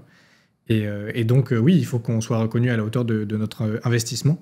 Et pour, je vais dire un chiffre au pif, mais pour 90% des monteurs, effectivement, ils sont pas reconnus à leur juste valeur. Mais en tout cas, moi, j'ai absolument pas à me plaindre, tu vois. J'ai pas l'impression de surtarifer, mais j'ai pas l'impression de sous-tarifer non plus. C'est à la hauteur de ce que je produis, je trouve. Donc moi, j'ai pas à me plaindre, mais effectivement, il y a encore du chemin à faire pour beaucoup de monteurs, pour beaucoup de créateurs, du coup. Sur le marché, il faut arriver à faire mieux. Mais je sais que c'est compliqué, tu vois, parce que j'ai aussi bossé pour des petits créateurs, pour des moyens créateurs, et pour eux aussi, c'est compliqué, tu vois. Ils ont pas forcément les moyens de faire mieux, de faire plus. Donc voilà, c'est pas aussi simple que juste il faut revaloriser les monteurs. Il faut, mais c'est compliqué. Toi, tu factures au projet ou au TJM à la journée, du coup, tu fonctionnes comment? Écoute, ça dépend des clients. La plupart du temps, je fais au projet. J'ai un tarif à la vidéo qui dépend... Alors, je me suis fait un super calculateur sur Excel où en fait, je me suis juste rentré des paramètres, différents facteurs qui vont influer sur le prix de la vidéo. Comme quoi, par exemple? Comme du coup la durée finale de la vidéo, pour moi c'est c'est ma base, ça me produit une base forfaitaire. Donc plus la vidéo va être longue, plus ça va être cher. Et par-dessus, je vais rajouter... en fait, je me suis un peu basé sur ce qu'on faisait à l'époque à Okamedia. Hein, j'ai pas réinventé la roue. Mais du coup, je me base donc sur la durée de la vidéo finale. Pas finale, pardon, sur la V1. Donc j'envoie une V1 et je me base sur cette durée-là. Même si du coup la V2, la version finale, elle est écourtée parce qu'on a enlevé des choses, du coup je me base sur la V1. Donc j'ai travaillé sur 30 minutes de vidéo. Si à la fin de la vidéo elle fait 20 minutes, je vais pas compter 20 minutes puisqu'il y a 10 minutes sur lesquelles j'ai effectivement travaillé. Donc, bref. Donc la durée de la vidéo, de la V1, la quantité, le nombre de jours que j'ai pour faire la vidéo, donc la deadline, plus ça va être réduit, plus ça va être cher. Le nombre d'heures de rush que j'ai. Si j'ai au-dessus d'une heure, je fais un espèce de supplément, je surfacture. Et si c'est en dessous d'une heure, ça revient au même. Ça change rien au prix. Ensuite, on a un facteur de 1 à 4 qui est juste arbitrairement, tu vois, un coefficient que je mets moi à la vidéo en fonction de la difficulté de la vidéo. Donc typiquement, une vidéo Charlie Motion Design, c'est du 4. Un vlog, c'est du 1. Voilà. Et donc ça va pareil faire varier le prix. Et je crois que c'est tout. C'est déjà pas mal. Voilà. C'est clair. Et du coup, ça, je rentre ça dans un petit tableur, tu vois, et ça me calcule une base de prix à laquelle j'ajuste, que j'augmente ou que je diminue en fonction de, voilà, si je trouve que c'est juste en fonction de ce que j'ai fait, quoi. Ok, très clair. Et selon toi, du coup, ça, c'est une méthode que n'importe quel monteur peut utiliser, ou est-ce qu'il y a une notion de talent, où voilà, plus on est talentueux, plus on peut facturer, ou est-ce qu'il y a d'autres critères? Qu'est-ce qui permet de facturer plus cher pour un monteur, en fait? En fait, moi, je suis pas trop fan du tarif journalier, parce que il est nickel pour d'autres domaines, mais dans le nôtre, comme on est souvent en flux tendu et que on doit faire des choses vite, en fait, celui qui va être vraiment rapide va être moins valorisé que celui qui est pas rapide, parce que du coup, mathématiquement, tu vois, t'as passé 10 heures sur un montage, tu vas être plus payé que si t'en as passé 5. Alors qu'en fait, potentiellement, le mec qui a passé 5 est plus rapide. En ce sens, moi, je trouve qu'il n'est pas toujours adapté, mais ça dépend. C'est pour ça que je te disais tout à l'heure, j'utilise parfois un tarif à la vidéo et parfois un tarif journalier. Pour Charlie, du coup, justement, j'utilise le tarif journalier parce que c'est plus en accord avec ce qu'elle souhaite. Et voilà, ça matche mieux. Mais donc, j'ai oublié ta question. Non, c'était ça. C'est comment est-ce qu'on peut augmenter en fait sa base de facturation, on va dire? Est-ce que c'est j'ai appris des nouveaux effets, donc je facture 2 fois plus cher? Ou est-ce que c'est je travaille plus vite qu'avant, donc en gros, comment tu factures plus en fait en tant que monteur vidéo? Alors, comment tu factures plus? Juste pour répondre à la question que tu as posée juste avant. Imaginons, je suis plus rapide qu'avant. Est-ce que je vais pouvoir plus facturer? Oui, mais du coup, justement, tu vas pas pouvoir le faire avec un tarif journalier. C'est pour ça que je disais que c'est pas adapté à tous les cas. Je trouve qu'en ça, le tarif à la vidéo est plus adapté parce que du coup, tu peux plus l'adapter à ce que tu as fait, à comment est-ce que tu as trouvé la mission, est-ce qu'elle était plus ou moins dure, est-ce que tu as dû te dépasser en termes de compétences, est-ce que tu as appris des nouvelles choses pour faire le montage. Ça, tu peux le revaloriser du coup dans ta facture à la fin, ce qui est plus difficile avec un TJM. Comment est-ce qu'on facture plus? C'est une bonne question. Écoute, moi, je l'ai fait progressivement, pas forcément en fonction de comment est-ce que je m'améliorais, tu vois, en termes de compétences. C'était plus comment mieux valoriser mon travail, parce qu'on me demandait parfois plus en moins de temps, et donc je justifiais, tu vois, une augmentation de tarif par ça, et pas tant par une augmentation de compétences. Mais après, si je devais donner un conseil à quelqu'un qui pense que voilà, il facture pas à la hauteur de ce qu'il souhaite, de ce qu'il sait faire, et comment est-ce qu'il souhaite du coup, enfin comment est-ce qu'il veut augmenter son tarif, bah c'est du dialogue. C'est du dialogue avec ton client, parce que tu vas pas juste augmenter ton prix comme ça et dire ah bah voilà, j'ai augmenté en compétence, du coup j'ai doublé mon tarif. Même ça peut être aussi sur les prochains clients, on va dire que tu vas aller. Ça peut être sur les prochains clients, mais ça peut être aussi juste en communiquant, en disant bah voilà, je te propose de changer de format, je vais faire tel truc en plus sur les montages. Enfin, comme souvent, c'est de la communication, tu vois. Il faut voir avec son client qu'est-ce qui lui lance, parce que peut-être tu as appris des nouvelles choses, mais ton client, lui, il s'en fiche. Il veut pas que tu fasses des nouveaux effets, il veut juste la même chose que d'habitude. Donc, c'est juste... Oui, avec un client actuel, c'est toujours délicat de monter les prix. Oui.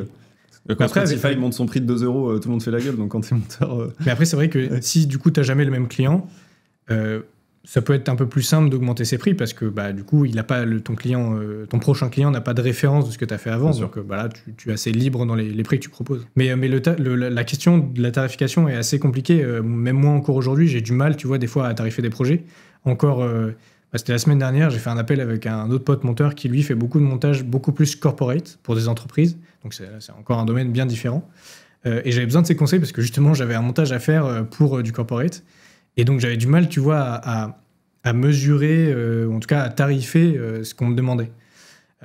Donc, je pense que ça passe aussi par là. Ça passe par demander à d'autres monteurs, tu vois, communiquer avec tes clients, mais aussi avec d'autres personnes du milieu.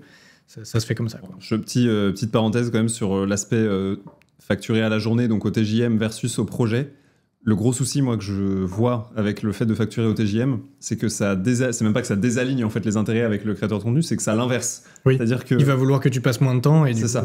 En fait, l'avantage de facturer au projet, c'est que voilà, ça met tout le monde d'accord. S'il y a un budget pour une vidéo donnée, c'est une forme de compétition saine entre les monteurs vidéo qui vont être capables de se dire ah ok, moi je suis maxi rentable dessus en fait parce que je suis capable de faire ça très vite parce que bah X ou Y raison, je suis compétent, je sais pas, j'ai des techniques que d'autres n'ont pas. À l'inverse, d'autres vont se dire oula, c'est sous-payé par rapport à ce que je peux faire, je vais passer beaucoup trop de temps dessus par rapport à ce qui est demandé. Parce que voilà, il y a une vérité aussi, c'est que en tout cas plusieurs monteurs vidéo vont tous passer un temps différent sur une même vidéo en fait, en termes de travail. Et donc en fait, la facturation à la journée ou à l'heure désaligne les intérêts parce que le monteur va avoir intérêt à traîner le plus possible, pas traîner sans. Voilà. En tout cas, va pas se fouler quoi. Là où au projet, tu as au contraire cette mentalité un peu saine de dire ok, bah je fais au plus efficace possible. Le deal, il est clair, le créateur sait combien il paye, toi tu sais combien tu reçois et c'est à toi de pas te foirer après, quoi. Et du coup, justement, pour revenir sur la question du budget, j'ai une anecdote justement avec Charlie où il y a une des vidéos, tu vois, où on fonctionnait au TJM. Et en fait, il se trouve que le calcul que j'avais à la fin dépassait le budget. Et donc, bon, ça a posé problème, mais c'est pas grave, ça s'est résolu, tu vois. Et du coup, j'ai facturé le maximum de ce que je pouvais demander, ce qu'elle, en tout cas, elle pouvait me donner. Parce que du coup, c'est un cas à part, parce que vu que c'est de la vulgarisation scientifique, c'est pas ce qui est le plus rémunérateur sur YouTube, malheureusement. Donc, heureusement, elle arrive à avoir des sponsors, mais encore une fois, c'est pas ce qui gagne le plus, tu vois. Quand je compare avec les budgets sur les vidéos Gaël, ça n'a rien à voir. Mais donc, effectivement, le budget qu'elle avait, en gros, c'est ce que la marque lui donne. Et donc, après, il faut qu'elle le répartisse avec la personne qui a écrit la vidéo, le cadreur, le monteur, la prod. Et du coup, forcément, comme tu disais tout à l'heure, nous, on se retrouve à la fin. Et en termes de budget, c'est un peu pareil. On se retrouve aussi à la fin avec ce qui reste. Et donc, du coup, j'ai pris ce qui restait. En soi, c'était relativement proche de ce que j'avais demandé si j'avais appliqué à un TJM, tu vois. C'est horrible de le présenter comme ça. Oui, c'est horrible, mais c'est un peu le cas. C'est un peu vrai, ouais. Et pourtant, Charlie est très gentille. Je sais qu'elle fait les choses très, très bien, tu vois. La majorité des gens ne font même pas un dixième de ce qu'elle fait en termes de communication, de relation avec le monteur, de faire en sorte que tout se passe bien pour tout le monde. Mais c'est un peu le cas. On se retrouve à la fin parce que du coup, la vidéo, elle est écrite avant qu'elle soit montée. Donc, le budget de la personne qui s'occupe de ça est fait avant. Et donc, on est la dernière étape à toutes les étapes, justement. C'est vrai qu'il y a ce problème-là, souvent des créateurs qui vont brainstorm super longtemps, les devis, les trucs pour la prod, machin. Une fois que c'est tourné, le gros du taf est fait pour eux, quoi. Mais du coup, le montage, c'est à la fin. Ah oui, il faut la monter. Ah, mais quoi, ça va coûter cher aussi. Ah, oui.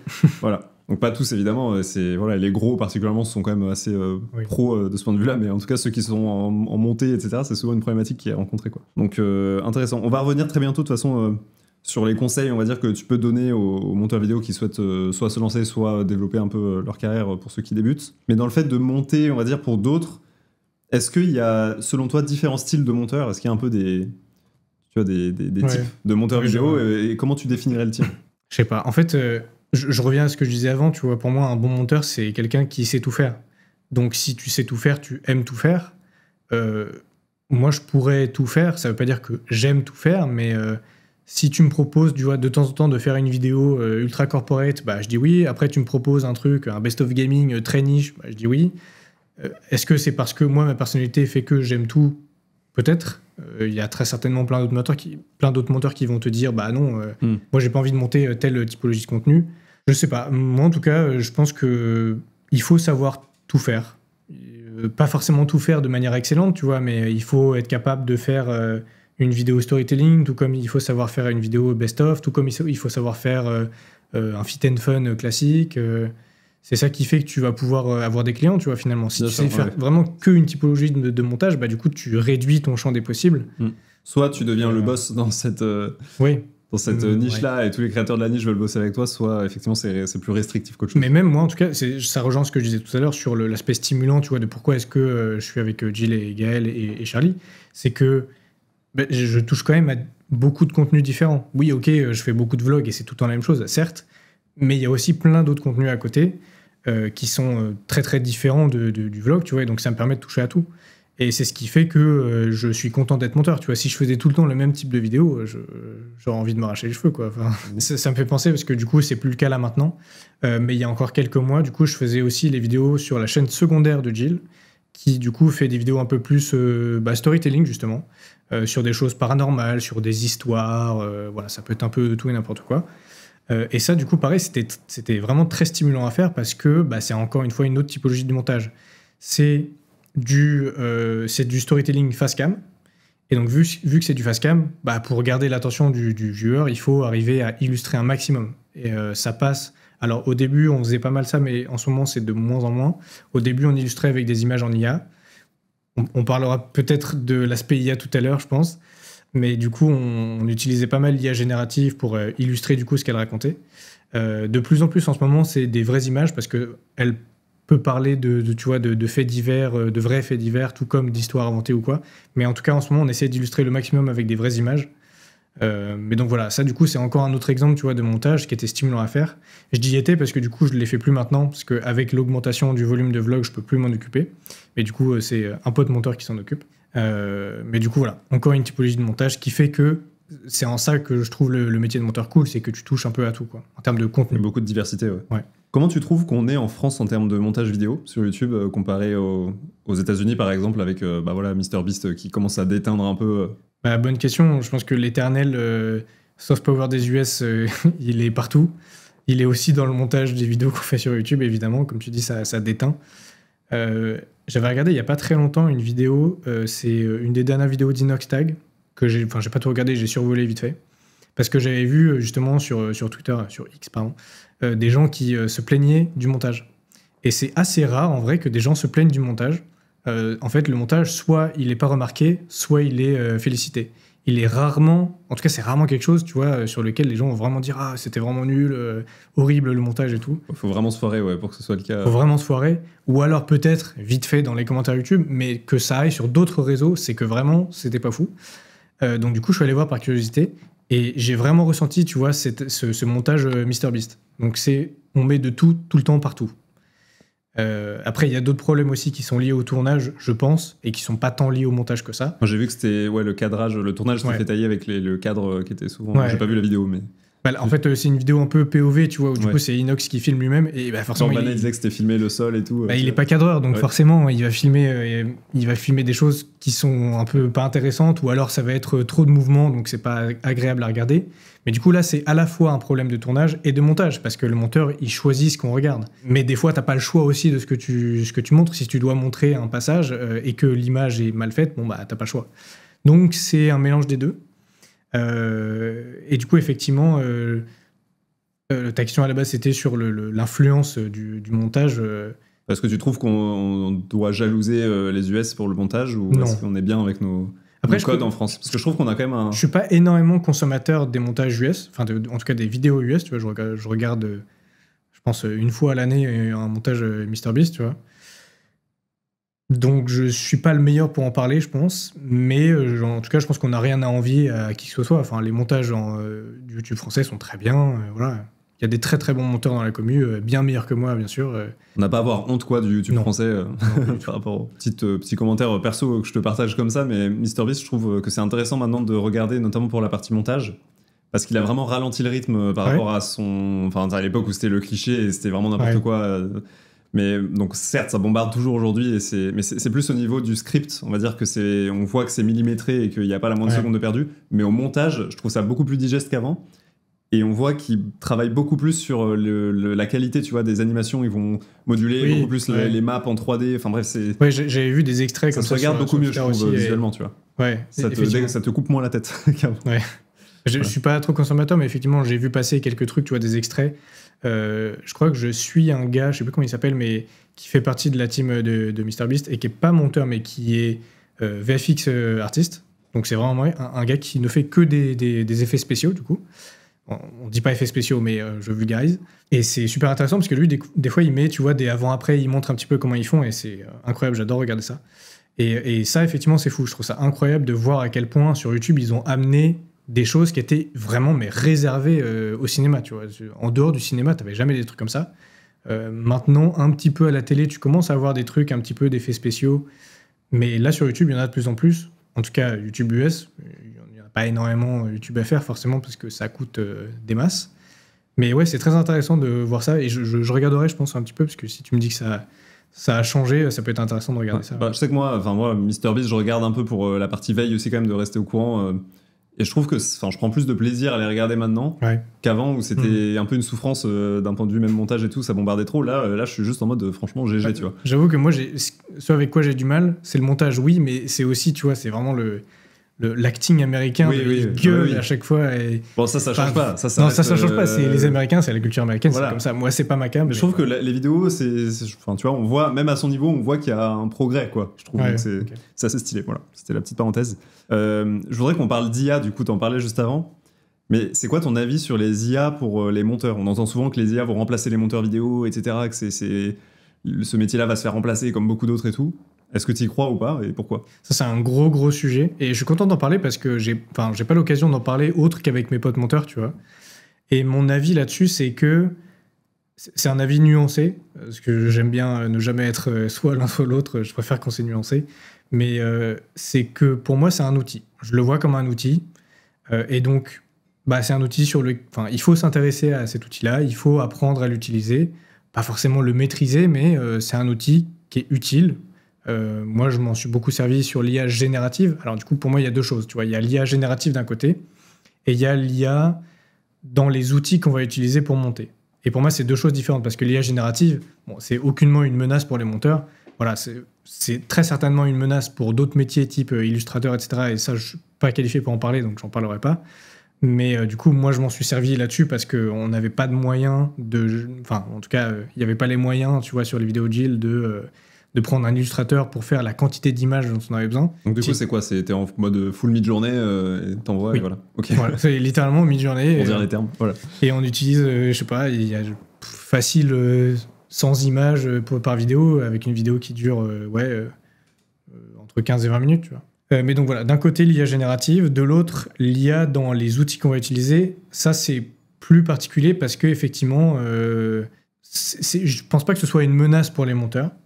Ça reste pour moi un outil. Il faut s'y intéresser. Il faut pas être aveugle, faire l'aveugle et dire non, je veux pas savoir. Non, voilà.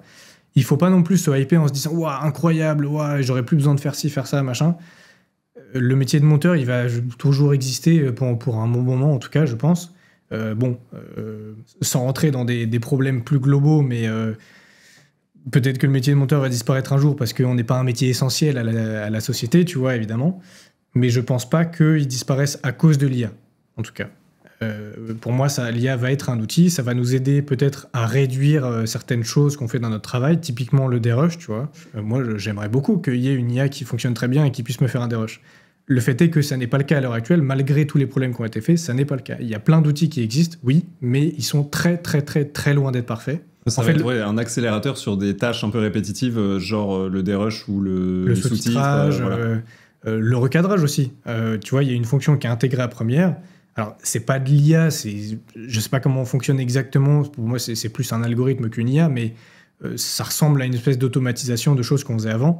Le recadrage, quand tu veux passer une vidéo qui est rectangulaire en une vidéo verticale, bah, tu as besoin de recadrer pour garder la personne bien au centre. Ça, avant, on faisait à la main. Maintenant, on a littéralement un outil, tu appuies dessus, ça fait tout à ta place. Bah, c'est cool. Moi, ça remplace pas mon métier. Ça me fait gagner du temps parce que derrière ce recadrage, j'ai plein de choses à faire sur la vidéo. Des choses qui sont difficilement automatisables, voire pas automatisables du tout. Je pense que l'essence même du métier de monteur, on le disait au début, c'est de raconter une histoire. Et ChatGPT, il va pas te raconter une histoire, il va te raconter un truc qui existe déjà. Il va te recoller des morceaux, c'est juste il te sort une probabilité de ce que tu voudrais entendre. Et donc, tant qu'il y a des clients en face, il y aura des monteurs en face. Pour moi, c'est ça. S'il y a une take à retenir, tu la mets dans le teaser. C'est en fait, si un jour les clients deviennent des IA, tu vois, si les créateurs, et ça existe, hein, mais je suis pas sûr que ce soit la majorité, mais les créateurs ne sont plus des humains et c'est automatisé. Les contenus que tu regardes sont full automatisés. Là, oui, peut-être que le monteur sera plus utile parce que l'aspect humain est trop important pour qu'il soit complètement remplacé. Si tu as un client en face, tu auras forcément un monteur derrière. Donc, toutes les faceless channels sur YouTube, etc. Voilà. Donc, c'est les contenus d'ailleurs, en vrai, un peu poubelles, qui sont d'ailleurs en train d'être enterrés par YouTube parce qu'ils sont pas contents et pourtant, de la vague. Ça marche très bien, tu vois, ça fait des millions de vues. Mais je suis pas sûr que les gens matent ça en priorité. Ça marche, oui, mais c'est pas. Il y a quand même énormément de contenus qui sont faits par des humains et qui sont regardés par des humains. Après, peut-être que je me trompe, hein. Peut-être que dans 100 ans, on va tous regarder des trucs faits par IA et on sera en mode ouais, incroyable. Enfin, je pense pas. J'en parlais dans mon épisode avec Caroline Mignot que j'ai reçu ici et qui est Top Voice LinkedIn. Sur LinkedIn, c'est catastrophique le flou de posts générés par IA dégueulasse, enfin, tu vois, cramé à 100 km. Et je pense que c'est la même chose sur le montage, mais que ce sera encore plus le cas. En fait, la masse du contenu va se démocratiser grâce à l'IA, comme c'est déjà un peu le cas sur les shorts, etc., qui permet d'accélérer énormément. Et par exemple, sur les shorts, j'y crois beaucoup, moi, au fait que les IA vont pouvoir gérer facilement. Shorts, mais ça va faire monter en valeur le handmade, en fait. Oui, je suis le human-made. Ouais, complètement. Et sur la partie du montage spécifiquement, et notamment les montages longs, qui demandent de savoir gérer du multicam, savoir gérer plusieurs pistes son, tout ce dont on parlait avant sur les bruitages, etc., enfin... des choses qui sont éminemment compliquées comparées à juste faire un short, choisir un extrait et mettre des sous-titres, quoi. Et je pense... Alors là, c'est un pari. Si j'essaye de faire un pari, tu vois, à 10 ans ou peut-être 5 ans, si ça va vite, c'est que peut-être que le métier de monteur peut évoluer vers un métier de... pas de super prompteur, mais en tout cas juste de donneur d'ordre. Oui. Ouais. Et c'est-à-dire que tous les trucs chiants... Donc là, par exemple, tu viens de donner l'exemple sur le recadrage de passer de 16/9 à 9/16. Bah, peut-être qu'en fait demain les trucs de Bézier, keyframe et tout qui sont relous, tu vois, en fait demain peut-être que t'auras juste le métier de monteur, ce sera juste cliquer sur des boutons pour valider des actions ou des propositions d'actions ou alors les ajuster en promptant que faire des actions vraiment techniques, quoi, sur le logiciel, tu vois. Oui.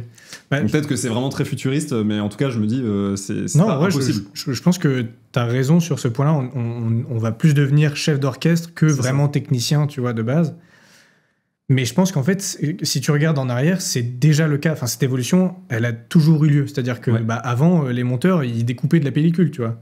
Oui, maintenant, on appuie sur un bouton pour faire la même chose, pour couper. C'est vrai, oui, c'est juste le mode d'action qui change, mais oui, donc en fait... On appuie sur un bouton. Mon take est pas très risqué, mais après, la question, c'est quand est-ce que ça arrivera. Non, mais t'as raison de dire ça, parce qu'il y a beaucoup de gens qui disent « Ah oui, mais non, mais ça n'a rien à voir avec la technologie. » Si, c'est la même chose.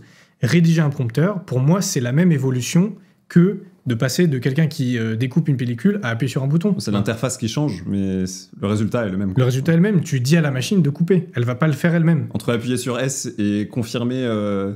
avoir une propale d'une IA qui te dit je veux couper à ce moment-là, oui, non, et dire oui, ou alors... je rebondis juste sur ce que je viens de dire, parce que du coup, forcément, il y a des gens qui vont se dire bah oui, mais il y a déjà des IA qui vont couper toutes seules. Oui, sauf qu'elles vont pas forcément couper aux endroits auxquels l'humain derrière, donc le client ou les personnes qui vont regarder, vont vouloir que ça coupe, tu vois. Parce que c'est une machine et qu'elle peut pas forcément deviner. C'est juste des calculs. Il n'y a pas de conscience. La notion de créativité, tu vois, pour moi, on rentre dans un débat philosophique, hein, tu vois, mais je pense que c'est à dissocier des IA. Bien sûr, je vois pas en quoi un calcul peut produire de la créativité. Pour une raison très simple, selon moi, c'est que les IA, elles se basent sur de la donnée existante. Ouais. Et donc, en fait, elle aura toujours au moins un train de retard sur la partie artistique, notamment des humains qui innovent de ce point de vue-là. Après, ce principe-là est le même pour les humains, tu vois. Moi-même, je me suis inspiré d'autres montages que j'ai vus pour faire les miens. Donc, on est aussi sur de la recopie. Mais après, dans la génération d'images, elle y arrive très bien, par exemple, aussi, oui, déjà, voilà. donc c'est compliqué. C'est de la recopie, mais il y a une notion supplémentaire humaine que je pense que l'IA n'aura jamais. Mais effectivement, oui, le métier de monteur va évoluer. On va très certainement ne plus faire certaines choses redondantes. Et j'ai envie de te dire, tant mieux. Moi ça me va. Hein. Si j'ai plus besoin de faire de dérush, j'ai plus besoin de faire des trucs chiants, je suis content. Après, du coup, effectivement, il y a peut-être un autre problème qui va se poser, c'est arriver à valoriser, du coup, ce qui va nous rester comme tâche. Il va rester que la partie décisionnaire, donc l'œil, le côté un peu réel, comme on disait tout à l'heure. La partie direction artistique. Ça va amplifier la valeur des bons monteurs sur le marché et enterrer tous les mauvais et les average. Ça, effectivement, du coup, ça pose un problème. Ceux qui sont là juste par leurs compétences techniques, de savoir cliquer sur les boutons parce qu'ils savent où ils sont, ça va disparaître, quoi. Oui, mais comme dans tous les métiers, tu vois, dès que tu es juste technicien, une machine va finir par te remplacer, quoi. Et ça pose problème, tu vois, je me réjouis pas de ça, mais c'est une fatalité, je suis pas sûr qu'on puisse vraiment la combattre. Donc, faut s'adapter. Faut essayer de se valoriser par d'autres moyens, et comme tu dis, c'est en étant meilleur, quoi, mais bon, c'est facile à dire. Soyez meilleur. Ouais. Merci, très très bonne. Voilà, c'était un très bon point, l'IA. Je voulais qu'on en parle parce que c'est présent. Enfin voilà, je pense que la plupart des monteurs l'utilisent aujourd'hui au quotidien, tu vois, dans leur montage. Oui, puis c'est dans la bouche de beaucoup de gens, même pas que dans le montage, tu vois, bien évidemment que voilà, tout le monde parle IA, tout le monde parle de ChatGPT, de machin, truc. Je pense que c'est intéressant d'en parler et surtout, je reviens là-dessus. Faut pas se sur-hyper et se dire waouh, incroyable. Oui, l'IA c'est cool. Il faut apprendre à s'en servir. Il faut pas non plus se bander les yeux et voilà être aveugle, se dire non, j'utilise pas l'IA, c'est de la merde. Il faut apprendre à l'utiliser ou pas derrière en fonction de si tu en as besoin dans ton métier. Et voilà. Je peux donner un autre nuancé, exemple quoi. Sur un autre métier assez proche de cadreur, on va dire régisseur, etc. On a notre ami Gabriel ici qui est derrière, qui nous a contre raconter nos bêtises.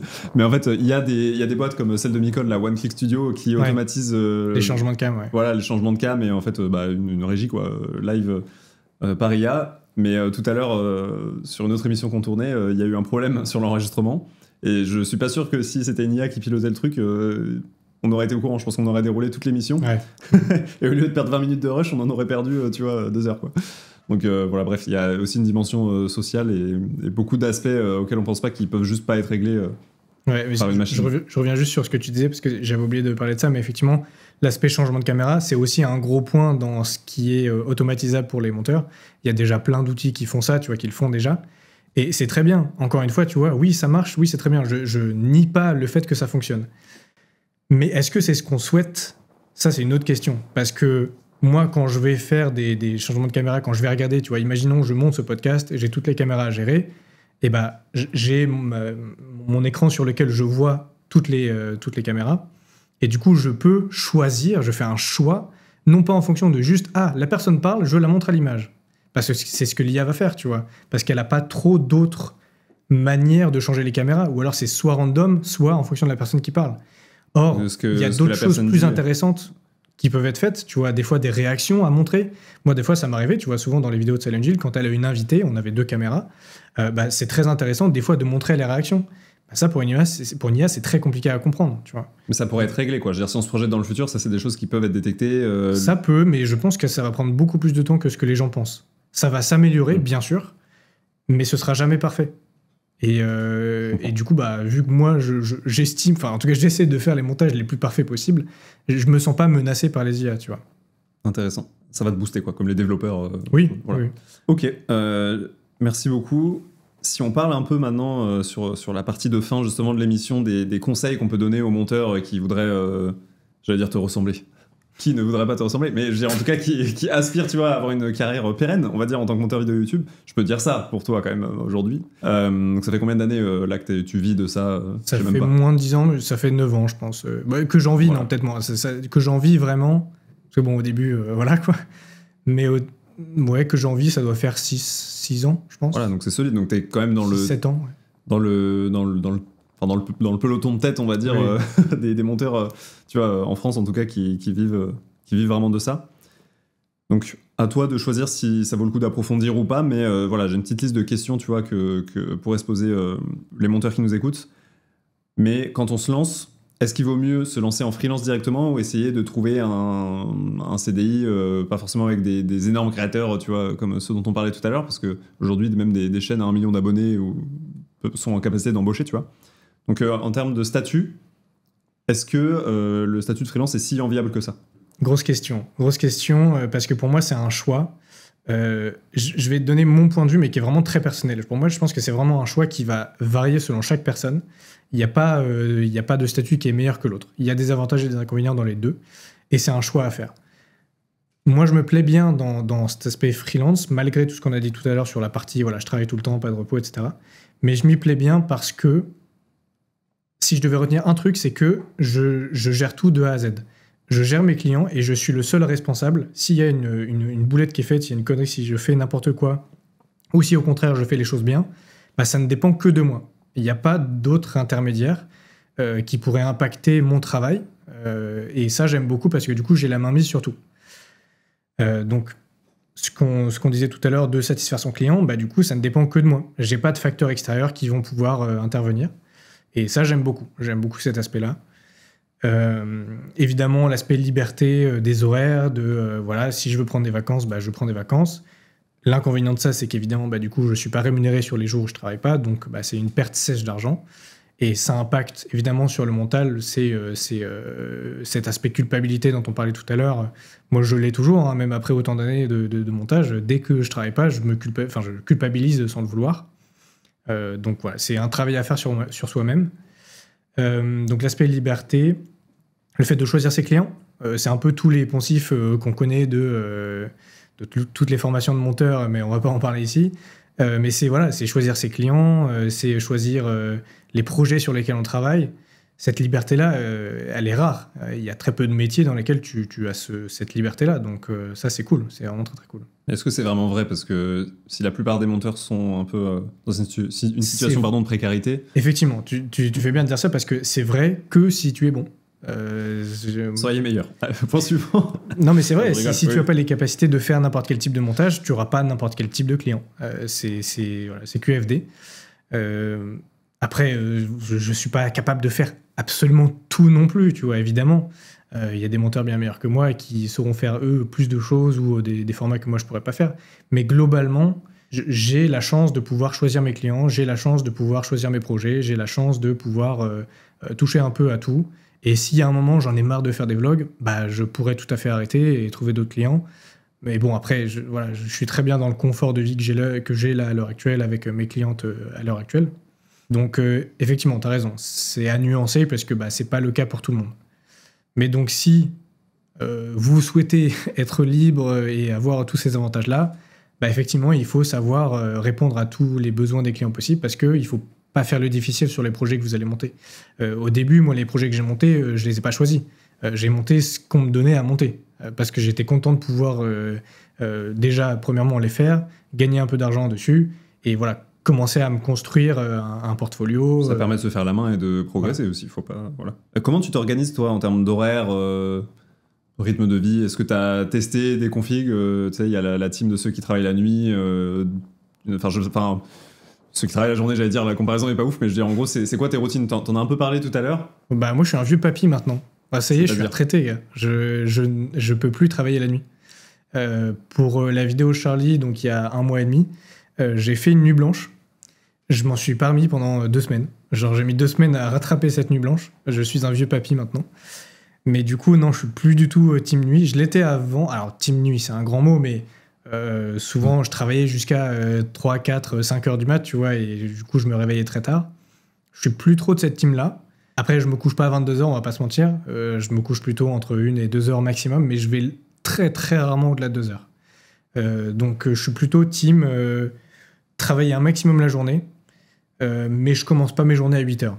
Quoique aujourd'hui, oui, mais enfin, tu vois, ça, c'est en cours de changement. Je suis dans une transition vers la vieillesse, exactement. Pourquoi tu trouves que c'est un truc de vieux Moi, je fais ça vraiment régulier depuis 2-3 ans, je pense. De travailler de nuit? Non, de me lever vraiment tôt et de me coucher tôt. Je sais pas, c'est peut-être un préjugé. En vrai, c'est juste un cliché, tu vois. Les jeunes se couchent tard et les vieux se lèvent tôt. C'est un cliché parce qu'en vrai, chaque personne a un rythme différent. Et d'ailleurs, je regardais une très très bonne émission. Je crois que c'est de Cyrus North qui a fait une vidéo avec des spécialistes du sommeil qui était super intéressante. Enfin, je l'ai écouté plus que regardé.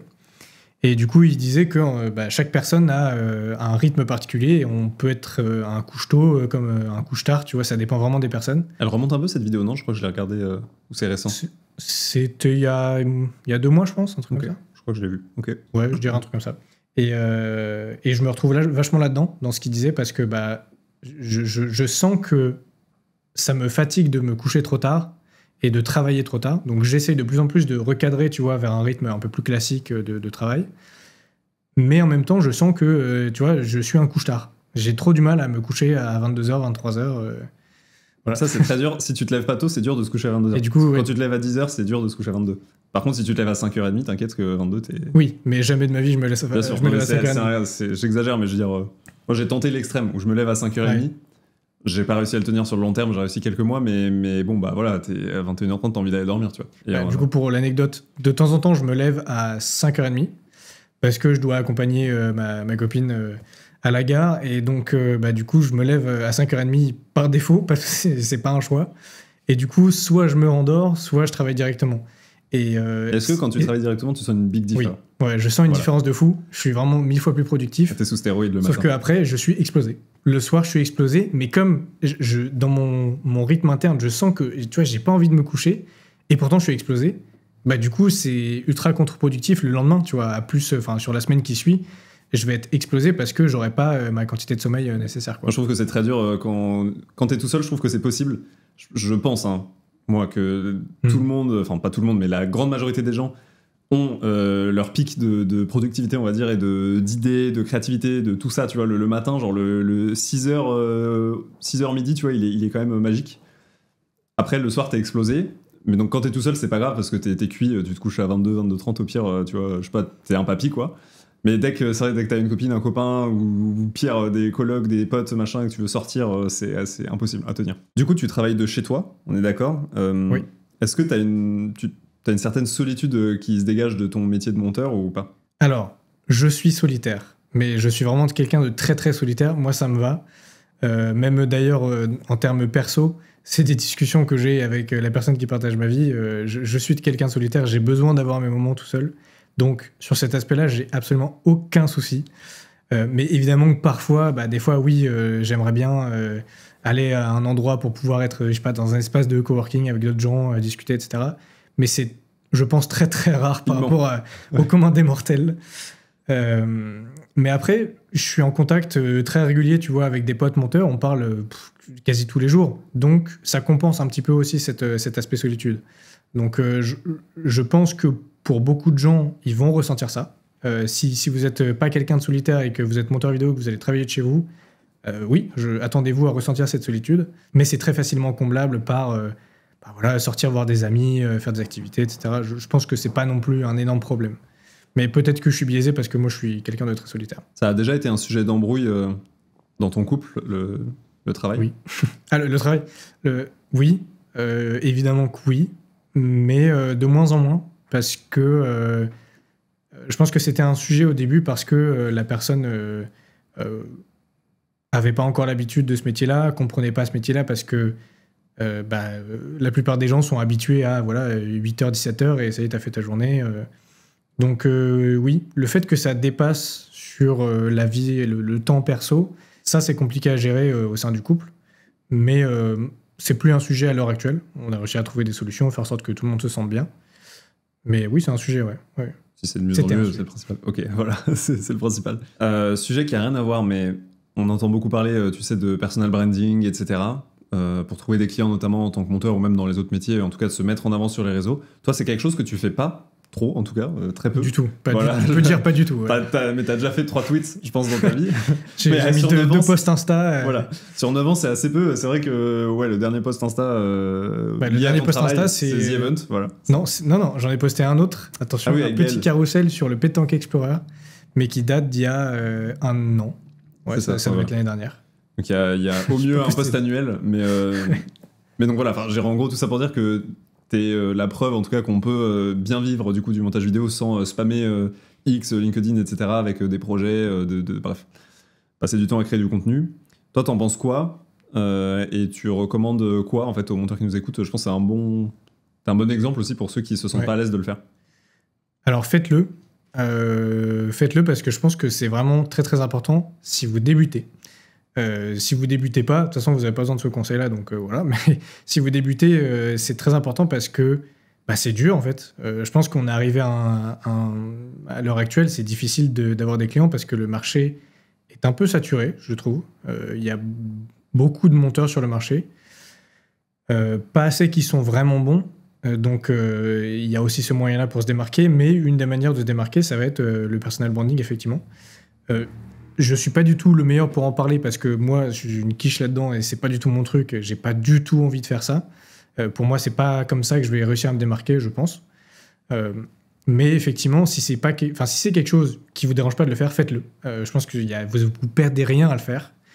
Par contre, si ça vous chauffe pas, il faut trouver d'autres moyens de se valoriser et ça passe par les compétences, ça passe par faire des montages pour soi, montrer ce qu'on sait faire.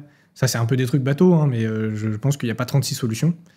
Mais donc, effectivement, mon avis là-dessus, c'est que c'est très bien, c'est une bonne chose à faire. C'est pas du tout quelque chose que moi je fais, donc faites ce que je dis parce que je fais. Mais tu le fais pas parce que t'en as pas besoin, mais tu te fermes pas à le faire si jamais... Si. J'ai horreur de ça, jamais de ma vie je ferai ça. Si je suis obligé de faire ça pour trouver des clients, je le ferai, mais je pense que je serai jamais dans cette impasse-là. Mais si, je me ferme la porte parce que j'aime pas du tout. Je me suis fait violence quand j'ai fait le post sur le Pétanque Explorer. Donc c'est vraiment faites ce que je dis parce que je fais du coup à 100%. Oui, c'est vraiment faites-le, mais moi je ferai jamais ça parce que ça me saoule, c'est pas mon truc, voilà, j'y arrive pas. Très bien. Rémi, nous arrivons à la fin de l'émission. J'ai une petite liste de questions un peu rapides. Oh non, en mode Hugo Travers, je dis oui et non. T'es pas obligé de dire oui, non, tu peux développer un peu. Mais ce que je veux dire, c'est après tu peux développer si tu veux. Mais c'est des questions qui, je pense, sont plus compliquées à développer. Mais ouais, on arrive à la fin. Mais en tout cas, c'était une régalade. Je pense qu'il y a énormément d'autres sujets qu'on aurait pu aborder. Effectivement, il y avait Okamedia, Jelly-Smack, même l'aspect recrutement de monteurs du point de vue des créateurs. Enfin, toi, t'as été dans la peau des recruteurs aussi. Enfin, voilà, il y a plein de sujets qu'on aurait pu aborder, et si ça vous intéresse qu'on aborde ces sujets-là, d'ailleurs, dites-nous dans les commentaires, on fera peut-être, je sais pas, notre épisode peut-être plus court ou quoi, dédié à ces sujets. Mais en tout cas, pour revenir à mes dernières petites questions, c'est quoi le projet dont tu es vraiment le plus fier all-time? T'as déjà répondu, je crois. C'est vrai que je dirais The Event, mais il commence à y avoir d'autres projets, tu vois, qui viennent se glisser sur le podium. Notamment le Pétanque Explorer, je suis assez fier parce que, encore une fois, j'ai filmé et j'ai monté derrière. Et ça m'a permis une créativité qui était décuplée, tu vois, par rapport à des projets où j'ai pas la main sur le tournage. Donc le Pétanque Explorer, c'était vraiment très très cool à faire. Donc juste pour le contexte, c'était un événement organisé par McFly et Carlito, donc de pétanque évidemment, où Gaël était invité. Et Gaël m'avait proposé du coup de venir la filmer sur place et de faire une vidéo derrière, voilà, tout ce qu'il y a de plus classique. Et c'était incroyable à vivre sur place, c'était vraiment cool comme événement, j'ai rencontré plein de personnes. Et j'ai pu vraiment m'éclater au montage, j'étais ultra libre. Gaël voulait juste une vidéo récap, tu vois, bien montée, enfin le classique de voilà, fais un truc bien. Et du coup, j'étais vraiment très très libre, j'avais carte blanche sur le montage, donc je me suis vraiment amusé là-dessus. Et pour cette raison, il se hisse assez haut dans le podium. Ouais. Après, je pense que le The Event est indétrônable parce que l'événement lui-même est tellement incroyable à vivre sur place, c'est humainement, c'est incroyable. Et le Pétanque Explorer, t'as des anecdotes un peu de trucs que t'as vu sur place qui étaient marrants ou qui t'ont surpris? Ouais, je me suis fait filmer à mon insu par Grim Cujo, qui ensuite je me suis retrouvé, genre c'est des gens qui m'ont dit après, mais t'es dans la vidéo de tel mec. Non, c'est pas Grim, c'est Théorus qui m'avait filmé. Et voilà, anecdote nulle. Mais sinon, autre anecdote, Gaël et Natou, du coup, elles étaient en duo, se sont fait éliminer en premier. Donc du coup j'avais pas grand chose à filmer, mais du coup on s'est pas mal amusé après parce que du coup il y avait tout un village derrière le terrain de pétanque, et donc on s'est un peu amusé, tu vois, on a filmé d'autres trucs, donc ça c'était cool. Et autre chose aussi, du coup je crois que je l'avais déjà vu, mais on a pas mal parlé avec le cadreur de Natou qui est très sympa, Alexandre, big up à toi, vraiment très sympa, c'est un mec avec qui je discute de temps en temps, mais assez rarement quand même, parce que du coup il m'est arrivé aussi de faire des montages pour Natou, donc c'est pour ça qu'on se connaissait déjà. Je savais même pas. Oui, c'est vrai que j'en ai pas parlé, mais pour Natou, j'ai fait que des shorts. J'ai pas fait de... Attends. Je crois que j'ai fait une vidéo longue sur sa chaîne principale, et après j'ai fait que des shorts. Ne s'arrête jamais. C'est quoi le truc le plus fou que t'as dû flouter au montage? Des parties intimes. De qui? Tu veux que je name drop là? Vas-y. Bah de Jill, Gaël, les deux, c'est arrivé, ouais. Ah, ok. Bon, après, c'est pas, je vois pas tout, mais voilà. Oui, c'est vite fait, quoi. Oui. Ouais. C'est pas, en gros, je me demandais si t'avais déjà monté des vidéos un peu à la McFly et Carlito où vraiment il court à poil dans la forêt, à quoi. poil, non. Okay. À poil, non, mais tu vois des trucs qui dépassent. Oui, ok. Bon, ça va. Qu'est-ce que tu préfères monter et qu'est-ce que tu détestes monter? Qu'est-ce que je préfère monter? Bah, c'est paradoxal parce que les vidéos pour Charlie, où il y a beaucoup de motion design, j'adore. Et en même temps, je déteste. J'adore parce que c'est ultra stimulant, c'est des choses que j'ai pas l'habitude de faire, tu vois, donc je suis obligé de me dépasser un peu. Je vais même devoir aller regarder des tutos. Et d'ailleurs, petite anecdote que j'ai pas dit sur l'IA, mais du coup, sur une des vidéos de Charlie, j'ai énormément utilisé ChatGPT qui m'a aidé à faire des trucs qui sont limite du code sur un logiciel qui s'appelle After Effects, qui me permet du coup de faire du motion design. En fait, j'avais besoin de faire, sans rentrer trop dans les détails, j'avais besoin de faire des éléments graphiques qui soient responsive. Donc responsive dans le sens où j'avais besoin d'afficher des images ou du texte. Et donc j'avais pas envie de, à la main, changer la taille des éléments graphiques. Je voulais que ça s'adapte au texte et aux images. Et donc ça, c'était un peu compliqué à faire, mais du coup, je l'ai fait sur After. Mais tu vois, je ne savais pas faire ça. Bah, du coup, je suis passé par ChatGPT qui m'a aidé et qui m'a montré comment faire certaines expressions, etc. Et plus mes connaissances à moi. Et du coup, j'ai pu arriver à faire ce que je voulais faire. Mais donc, ouais, ce genre de montage, c'est très, très stimulant. C'est trop bien parce que ça me permet d'explorer des choses dont j'ai pas l'habitude. Mais c'est épuisant. C'est très, très lourd. En fait, si j'avais genre 6 mois pour le faire, je fais ça tout le temps. Bah, du coup, j'en fais 2 par an. mais je ferais ça tout le temps. Mais quand t'as 1 mois pour le faire, et même moins, je crois que j'avais 3 semaines pour le faire, avec d'autres projets à côté en plus, bah, c'est moins sympa parce que du coup, tu dois faire des concessions sur certaines choses. Tu dois dire, ah bah là, j'aurais trop aimé faire ça comme motion design, mais en fait, j'ai pas le temps. Bon, bah tant pis, je vais faire un truc plus simple. C'est plus de pression. C'est frustrant en ce sens-là, tu vois. C'est quoi le pire montage que t'as eu à faire all time? Le pire montage que j'ai eu à faire all time? Je sais pas s'il y en a un pire, mais j'en ai un en tête pour un client avec qui j'ai plus jamais retravaillé, mais parce que il y avait aucun intérêt. C'était un gars dont je vais pas citer le nom, de toute façon je m'en souviens plus, mais qui fait des vidéos sur Insta, qui fait des reels sur Insta. Et il fait des reels de son fils, mais qui a genre 5 ans, et qui fait de la motocross, du quad, des trucs comme ça. Et du coup, il fallait que je monte un truc, il y avait 0 instruction, rien, j'avais juste des rushs qui avaient aucun sens de son fils qui faisait du quad, et il fallait que je me démerde avec ça. C'est niche de fou. Okay. C'est ultra niche. Okay. Et pour un prix dérisoire, tu vois. Après, c'est ma faute, j'ai pas parlé du prix en amont. Donc, quand il m'a annoncé le prix, je lui ai dit ok, bon, je te le fais gratos et on travaille plus jamais ensemble et bon courage, quoi. Est-ce qu'il y a une vidéo dont le montage t'a particulièrement impressionné que t'as vu récemment sur YouTube? Bah, effectivement, les montages pour Squeezie, impressionné. Ça va faire vachement. Je me lance des fleurs quand je dis ça, mais je suis rarement impressionné par un montage. Parce qu'impressionné voudrait dire que je sais pas comment c'est fait, tu vois, je me dis, waouh, incroyable. Tout ce que je vois sur YouTube, je pourrais potentiellement le refaire. Mais attention, toute proportion gardée, il y a plein de trucs de Théo Meunier, du coup, que j'ai déjà cité tout à l'heure, mais qui est le monteur de Squeezie, en tout cas un des monteurs de Squeezie sur la chaîne principale, qui lui est très très fort et fait des effets de dingue à chaque fois, tu vois, c'est incroyable. Là, je suis impressionné, ouais. Après, bon... Mais hors Squeezie, on va dire, est-ce qu'il y a... Hors Squeezie, non. Ok, ça marche. Non, attends, laisse-moi réfléchir. Hors Squeezie. Hot One, c'est pas mal, ouais. Hot One, c'est vrai que Hot One, c'est une bonne piste parce que c'est subtil, mais c'est bien placé. Et ça me permet de rebondir sur un autre truc, c'est que bah, finalement, effectivement, je ressens certains styles de montage. Tu vois, tu me parlais des styles de montage. Et bah, les monteurs qui font des trucs pour Ken Kojandi, et je pense que c'est les mêmes sur les autres formats quand ils faisaient des podcasts.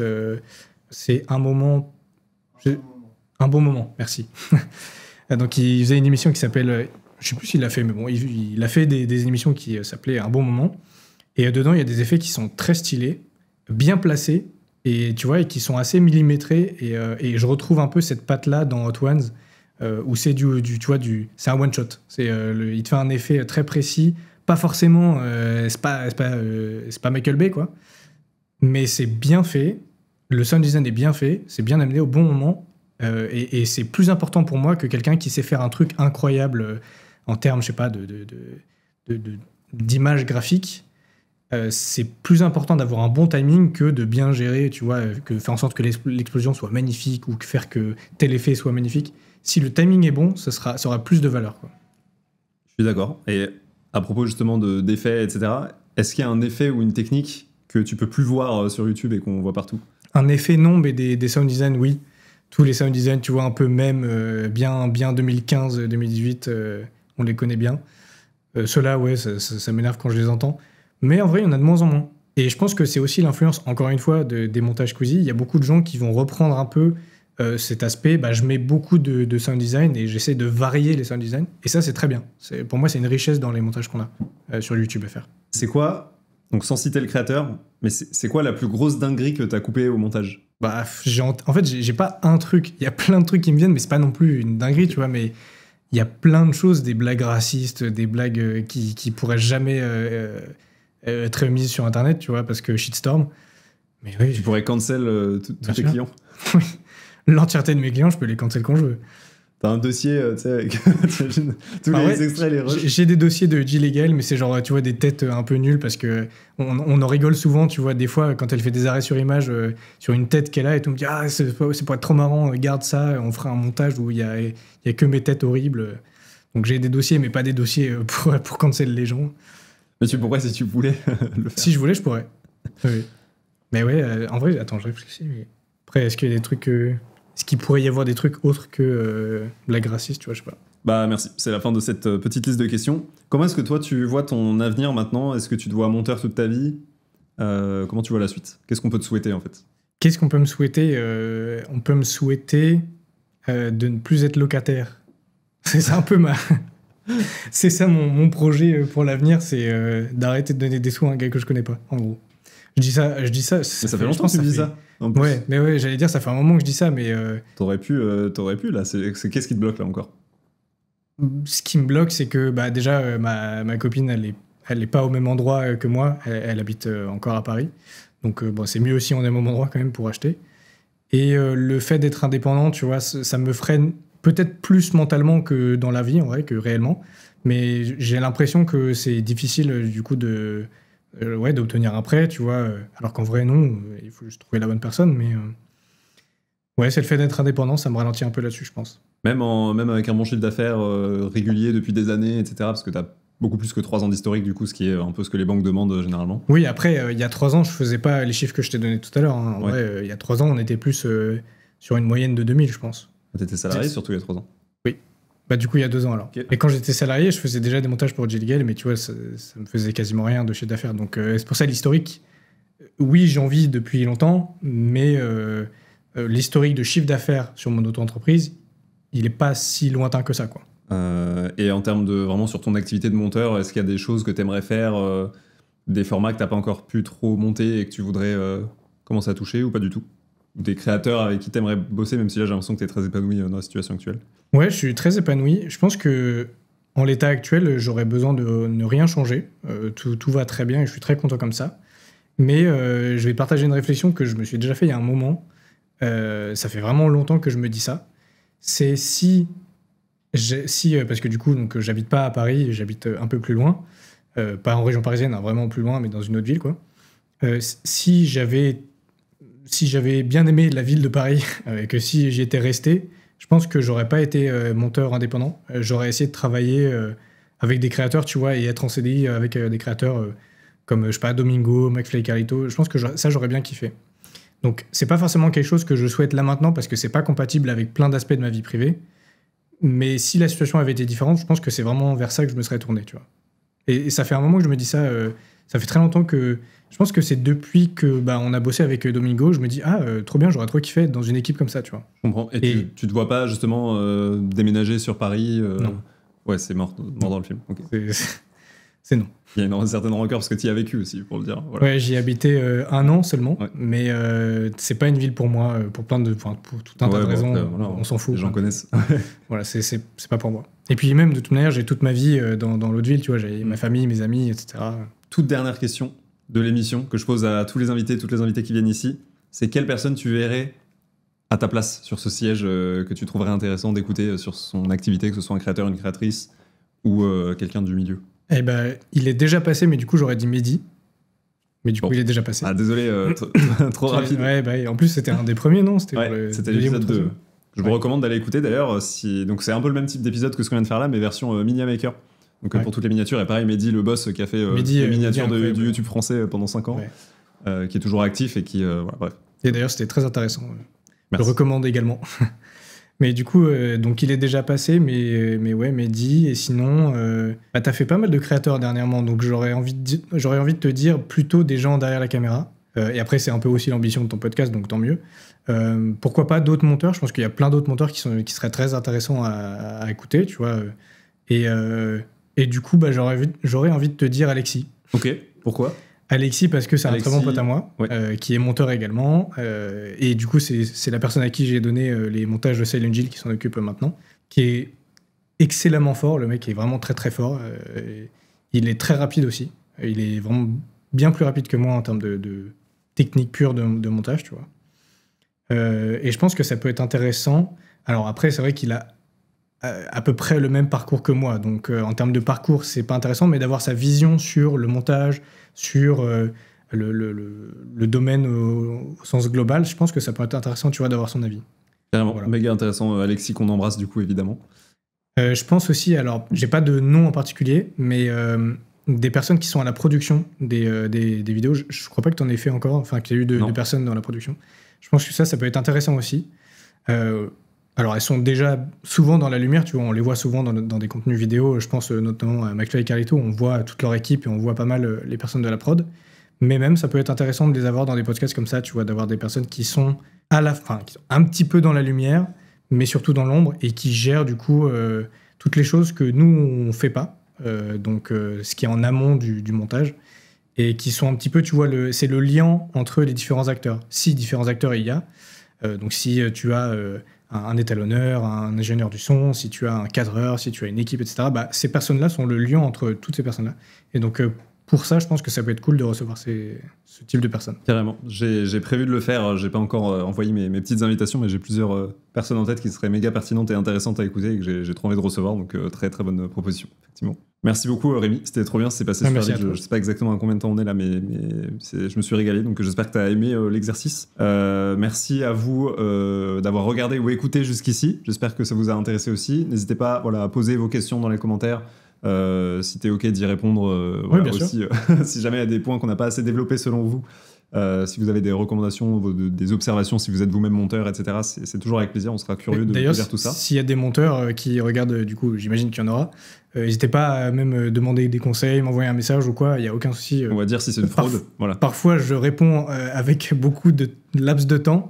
Mais voilà, envoyez-moi un message et avec plaisir, je réponds s'il y a des demandes, des conseils, quoi que ce soit. Tes réseaux seront en description de toute façon, évidemment, pour les curieux et ceux qui voudraient voir ton portfolio aussi plus en détail, etc.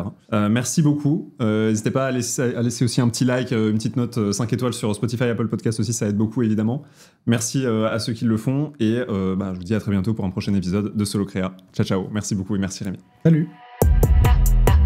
Petit rappel, vraiment tout petit, juste pour te dire que si tu es freelance et que tu cherches de nouveaux clients, ou si tu es créateur et que tu cherches le futur diamant de ton équipe, notre plateforme 100% gratuite Web Talent est disponible en description. Merci beaucoup et à très vite sur Solo Créa.